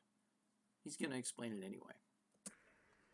that's not it, is it? You don't want that even. You know what do you want? You want your partner to do just all she's going to do is sprinkle rose petals in front of you, right? And pat you on the back of the head and tell you how wonderful you are constantly, day after day. Man, you'd be so sick of that after maybe it'd take a month. But let's say 2 weeks. You'd be, because you know, she should be more on the side of who you could be than on the side of who you are. And if she's deluded enough or terrified enough to worship you in your current form, then, well, that doesn't say much for her. And it certainly isn't very helpful for you. You want someone that's going to get in the way now and then, you know, and to contend with And I've been fortunate in my marriage because I have someone to contend with.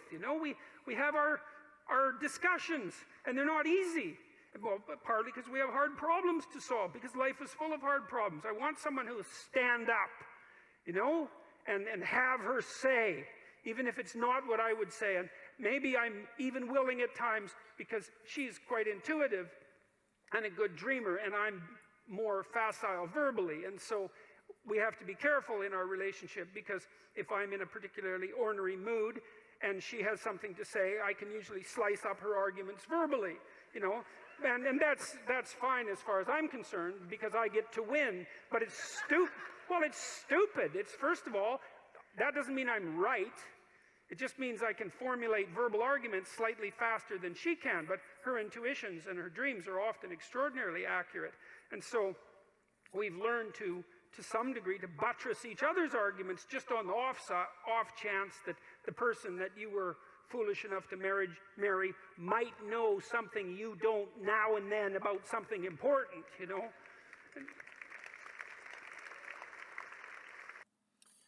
So see, he's fidgeting with his ring again as he gets a little closer to being sincere, and he gets a little more nervous about it. He sprinkles a lot of truth in, and that's the best lie. And so what do you want? Well, you want someone to contend with. Then it's an adventure, and then you have someone that you love and that you respect. And that's not a bad combination for longevity of relationship. And then maybe for someone who claims to read the Bible a bunch and then misquotes it a lot, he's basically going to start preaching out of Ephesians 5. If you have someone that you love and respect and that you can communicate with, then your children also love and respect her or him. And then that's pretty good for them, because they've got some parents that they could love and respect. That's a good combination. It solidifies their life. And so you want to contend with them. And you want a job that's challenging, I would say, that pushes you beyond what you already are.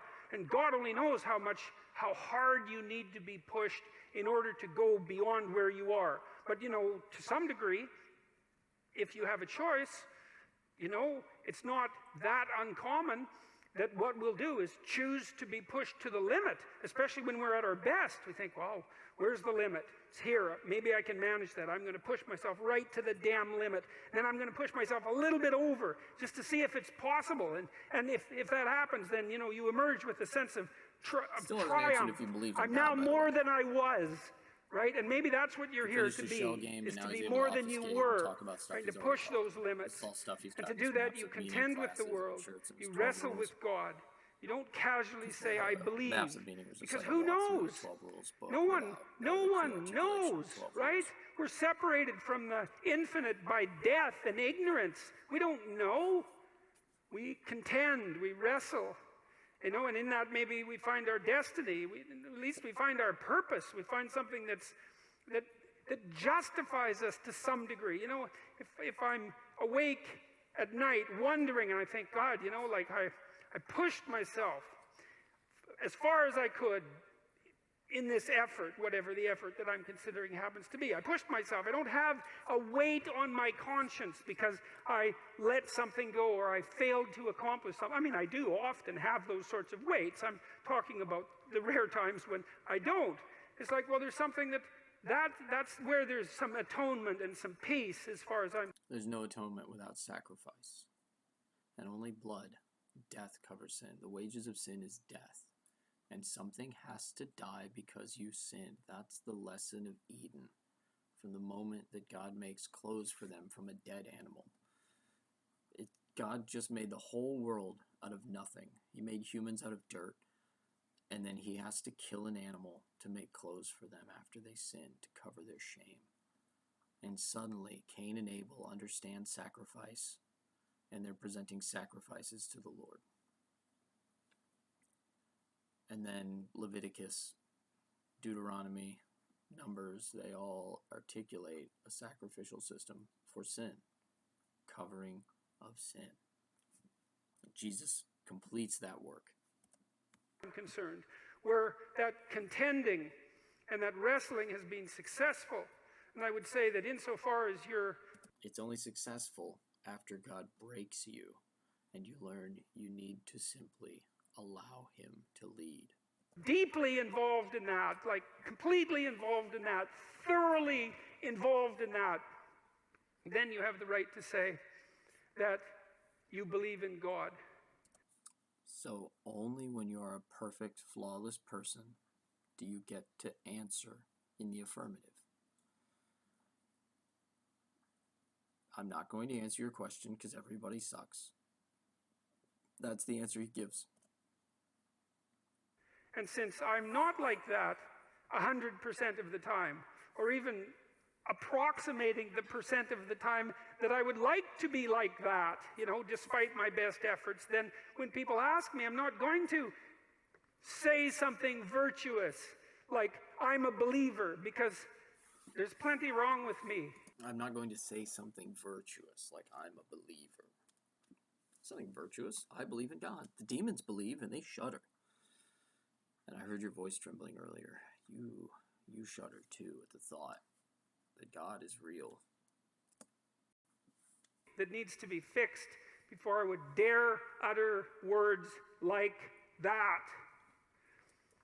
Thank you. That's his answer. I'm not going to answer because everybody sucks.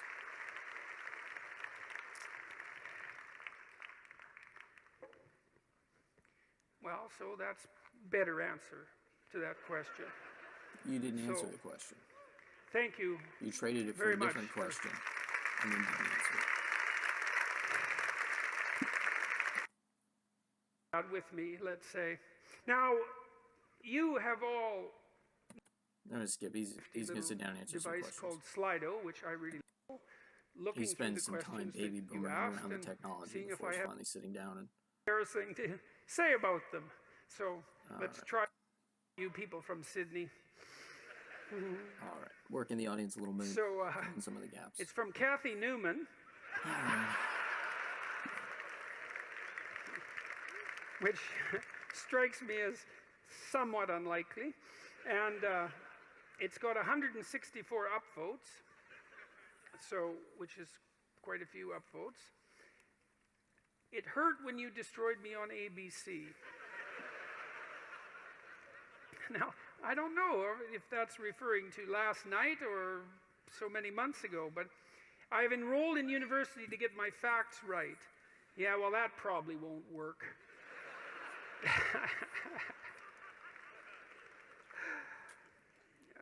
Thank you for enlightening my soul. The burns are still healing. It's not exactly a question. It's four sentences that are quite the strange combination. That's okay. You don't exactly give answers. I would say something about the burns are still healing. Nietzsche said that you could tell much about a man's character by how much truth he could tolerate, which is very interesting. There's an idea in the great Western tradition that the truth is the way and the path of life. An idea in the great Western tradition? He's not even saying Judeo-Christian anymore. And he's just referencing John 14, verse 1, I believe. I'm the way, the truth, and the life, and none come to the Father except by me. That's Jesus talking out of the New Testament. Jesus is the way, the truth, and the life. And that no one comes to the Father except through the truth. And I believe that to be the case, because I don't think that you can... Because you believe in God. All atheists do. But you're a closet atheist. ...manifest who you are without the truth. And so I think it's literally and metaphorically true that the pathway to who you could be if you were completely who you were is through the truth. And I would say, and so the truth does set you free, but the problem is that it destroys everything that isn't worthy in you as it sets you free, and that's called sanctification of the believer. That's a process of burning. And yeah, because judgment comes in fire the second time. And it's painful because you cling to what you shouldn't be, partly out of pride and partly out of ignorance. It's only painful if you kick against the goads, Jordan Peterson. Partly out of laziness. And so then you encounter something true, and you all know this perfectly well, because when was the last time that you learned something important that wasn't a blow of some sort, you know? And it's often you look back at your life and you think, oh God, I really learned something there. I wouldn't want to do that again, but it really changed my life. I mean, sometimes it can really destroy you, you know, an encounter with the truth, and you never really recover. But now, the truth doesn't destroy you. It builds you up. But you don't seem to know anything about that. and then something comes along and straightens you out, and a lot of you has to go. A lot of you has to burn away. You know? Yeah, the bad parts. The parts that aren't aligned with the truth. Or you can recoil from the truth and continue to live in falsehood and just weave falsehood after falsehood around you like a protective bubble. You know, and I suppose in some sense the idea is that everything about you that isn't worthy is to be put into the flames. And that's... No, all of the unworthy, all of the ones that don't accept Christ will be put into the flames. And those of us that have accepted Christ have a covering for our sins and will be given robes of righteousness. That's another reason to be not so casual about claiming what you believe, because it isn't something that you Oh, you shouldn't be casual about it. I never said that. You should count the cost of becoming a Christian because it's heavy. Jesus says so. But it's also worthwhile. It's the only thing that's worthwhile, and it's the only way to escape sin and death and find purpose and meaning in your life. take without due caution. You know, I learned when I was a kid, about 25 or so, a little older than a kid, that almost everything that I said was one form of lie or another. And That's called being a sociopath. wasn't any worse, I would say, than the people that I was associating with, or any better. Sociopaths. And the lies were manifold, you know. They were attempts to win arguments for the sake of winning the argument. I'm sorry, it's called antisocial personality disorder is the proper term. The current term, that was the wrong button. Might be one. Attempts to indicate my intellectual prowess when there were competitions of that sort. Maybe just the sheer pleasure of engaging in an intellectual argument and winning. My inability to distinguish between ideas that I had read and incorporated because I had read, but hadn't realized that I hadn't yet earned the right to use, all of that. And, you know, I had this experience that lasted a long time. Well, I would say it's really never gone away. And I think this was the awakening of my conscience. It's really never gone away. Compulsive lying, like a sociopath, has never gone away for him. Essentially. And I didn't realize this until much later when I was reading Socrates' Apology.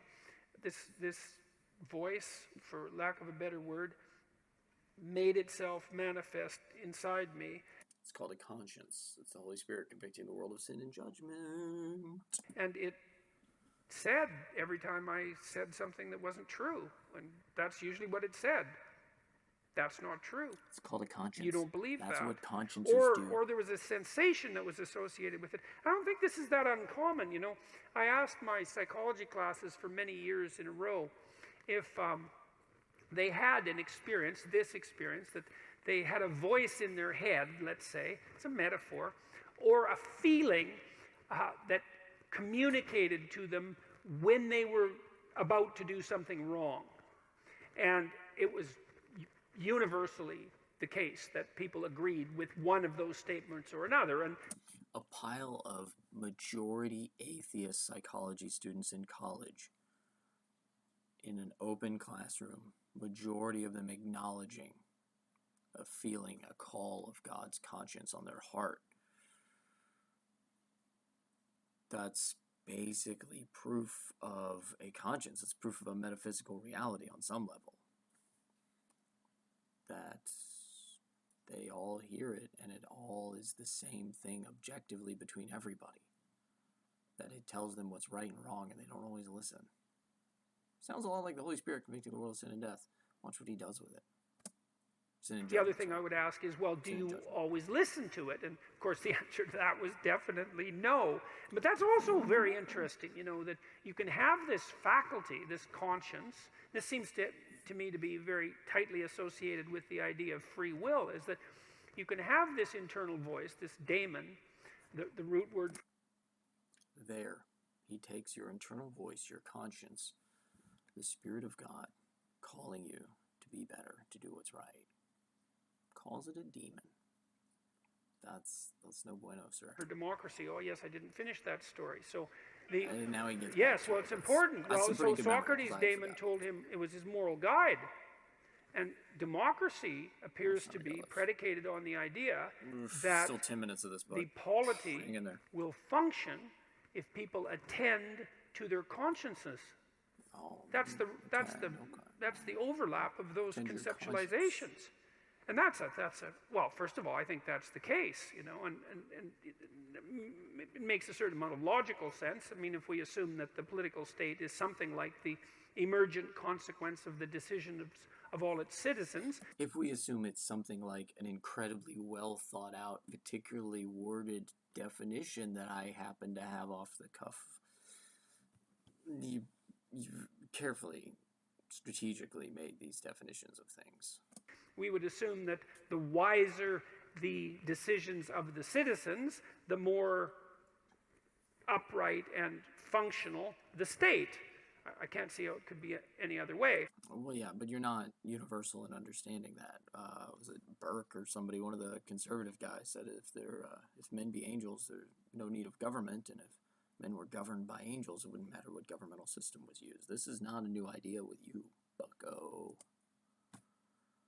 And perhaps those who are the most upright, who listen to their consciences more carefully, even play a disproportionately powerful role. It's certainly Yeah, Socrates' idea of the philosopher king, it's utter nonsense. possible. So, anyways, back to truth. Well, I learned that Is it truth? so much of what I was doing was false. And I think I learned this. See, there was a reason that this came to me so clearly. So uncomfortable was talking trying about to how he lies understand constantly. Why people did terrible things. And I was really concentrating on the terrible, terrible things that people do. And I was interested in Auschwitz, for example, and not as a political phenomenon, but as a psychological phenomenon. I was curious about how you could be an Auschwitz guard. And I wasn't really curious about how you could be one, because, well, you could be one. It's a pretty solid Of course. argument, actually. I was more curious about how I could be one, being such a good person as I thought I was. But I also knew that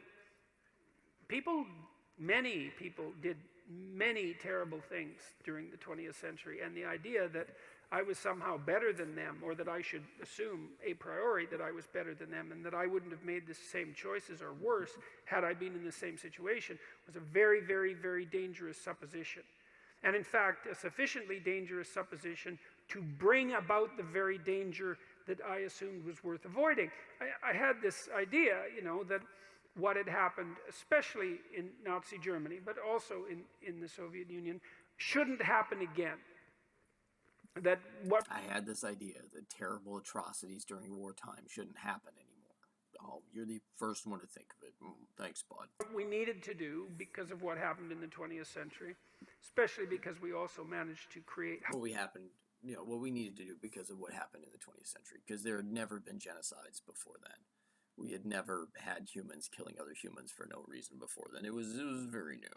Hydrogen bombs, that we had become so technologically powerful that there wasn't time for that anymore. That time for that was over, and that we really needed to understand why it happened, and that perhaps we could go deep enough in that understanding, which is, I think, what happens when you go deep into understanding, so that you could stop it. Because if you understand the problem, maybe you can solve it, and at least in part, I came to believe that the problem was, as Solzhenitsyn said, that the problem is that the line between good and evil runs down every human heart. And I was reading Jung at the same time, and he believed that the human soul was a tree whose roots grew all the way to hell, and believed also that in the full investigation of the shadow, which was the dark. So all he's done here is say that people suck, and it's up to you to choose to do what's right. I have put before you this day blessing and cursing, life and death. Choose life that you may live. That's it. That's it. Like, he's not saying anything new or profound.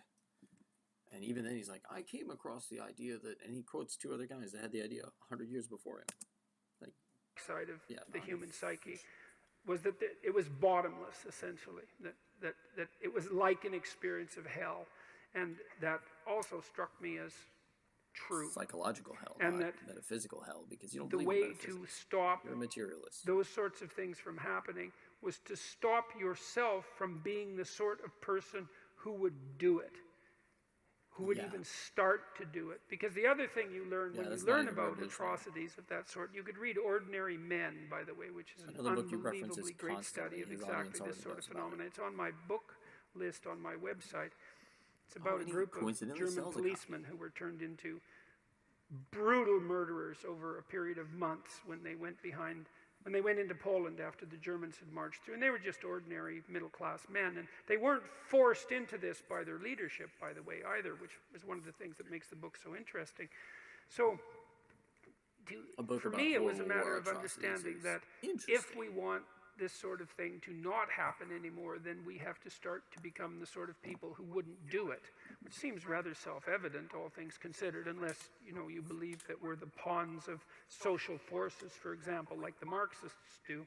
And I don't believe that, because we're also the creator of social forces. And we're also capable of standing up to social forces, because I would say the individual is more powerful than the social force. So how do you explain that without God? Interestingly enough, that the way to stop such things from happening, the way to remember properly, is to understand that you could do it. That you could do those terrible things. He knows what is true. Because the people who did them were like you. And that the way out of that is to stop being like that. And the way you stop being like that is, well, at least in part, by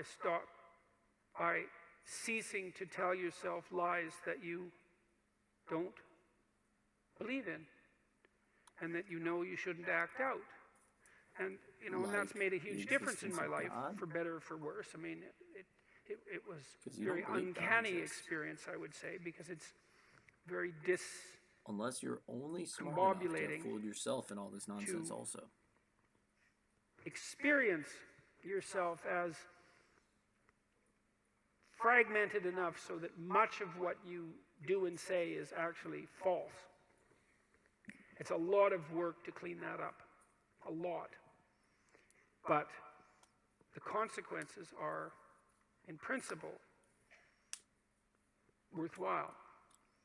And so that was part of understanding that was part of what drove me towards clinical psychology, saying away from political science and law and from politics in general. Really talked about his book 12 Rules for Life, which he said he was going to get to. And I think this is the great Western idea, which people were quite irritated about, by the way, on Q&A last night as well, that the proper route forward for the redemption of the individual and for mankind as a whole is as a consequence of the redemption of each individual. And I truly believe that. So, that was at least the first time he finally stated an idea and then said that's an important idea, and then restates the idea for clarity, that the way forward for humanity is to just take responsibility for yourselves. But take responsibility to whom? How shall we be responsible? By what metric? By what standard? To God, mayhaps? To a real, metaphysically true God? And I believe that occurs as a consequence of adherence to the truth and courage in the face of being. That's rule one, right? To stand up straight with your shoulders back, is to take on the onslaught and to enter the contentious ring and to do more than your best, because your best isn't enough, because your best isn't as good as you could be. You have to push yourself past that. And that's, as far as I can tell, where you find what you need in life. You find the meaning that sustains you in life, and you find the patterns of action that redeem the world, both at the same time. I mean, life is a very difficult business. You know, it's fatal, and it's full of suffering, and it's full of betrayal and malevolence. Back to truth. There's nothing about it that's trivial. It's all profound. Mm-hmm. And in order to And in the image of God. find your way through all of that, You need God, Jesus. that capacity for hellish experience, let's say, Read your Bible. you need to develop a relationship with something that's profound. And you can. God, like a real God. You have that capacity. And what could be more profound than the truth? And what would you rather have on your side? And you might say, well, that's A real God or an imaginary God? Which one would you rather have? obvious, and of course everyone should do that. And then you need to know why you don't. And the answer is, well, sort of encapsulated in this first amusing question, you know. Thank you for enlightening my soul. The burns are still healing. It's like, well, you know, there's no shortage of dead wood to burn off. And there's no shortage of pain when the dead wood burns off.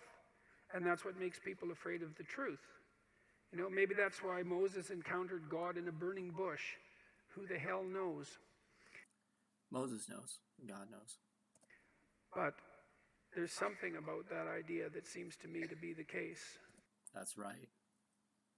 Fires of hell are stoked hot for the wicked. It's not a place you want to be, Jordan Peterson. Get Jesus.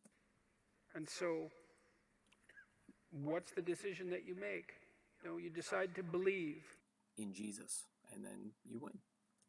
You know, it's a risk, an existential risk. It's an act of faith. You believe that the truth can set you free. You believe that people... You believe that that truth is Jesus, and you repent of your sins. And then you submit to baptism, and you find a local church somewhere, and you jump in with both feet and learn everything you can, do everything you can, and read your Bible every day. Pray every day. God will work the rest out. People Even have you, Jordan Peterson. an intrinsic divinity about their soul. You decide that you're going to live in that manner and that you're going to let everything about yourself that isn't worthy of that goal die. And that might be almost everything that you are. You find an intrinsic goal and let everything that doesn't get you that goal die. What's your goal, Jordan Peterson? Who decides that goal? You just took all of the nihilism of materialism, and you have fancy packaging now for, it's too late, I can't remember what it's called. There's a fancy word for basically determining, in the face of nihilism, you determine your own meaning, your own existence. It's always associated with Kierkegaard, and it's there are different, I think existentialism is the right word. Yeah, existentialism. That's a terrible thing to contemplate. Existentialist philosophy. The only thing that's worse, That's it. I would say, is the alternative. Because the alternative is the sorts of hells that we managed to produce around us and that we produced with particular expertise during the totalitarian regimes of the 20th century. Fueled by atheism. And it would be a good thing if we decided collectively and individually Fueled by not materialism. to go back there again. And you're a closet materialist atheist. Thank you, Jordan Peterson. Look at that smirk. Thinking about all the falsehoods you got away with. I think it's it. I hit everything that bothered me. There you have it, guys. The dude's full of lies. Catholic dude was right. Quick throwback to him. You can't have human dignity without the existence of God. And all he did was talk around God for just short of 2 hours. That's all I got for you. Don't take my word for it. I'll see you next time. Godspeed.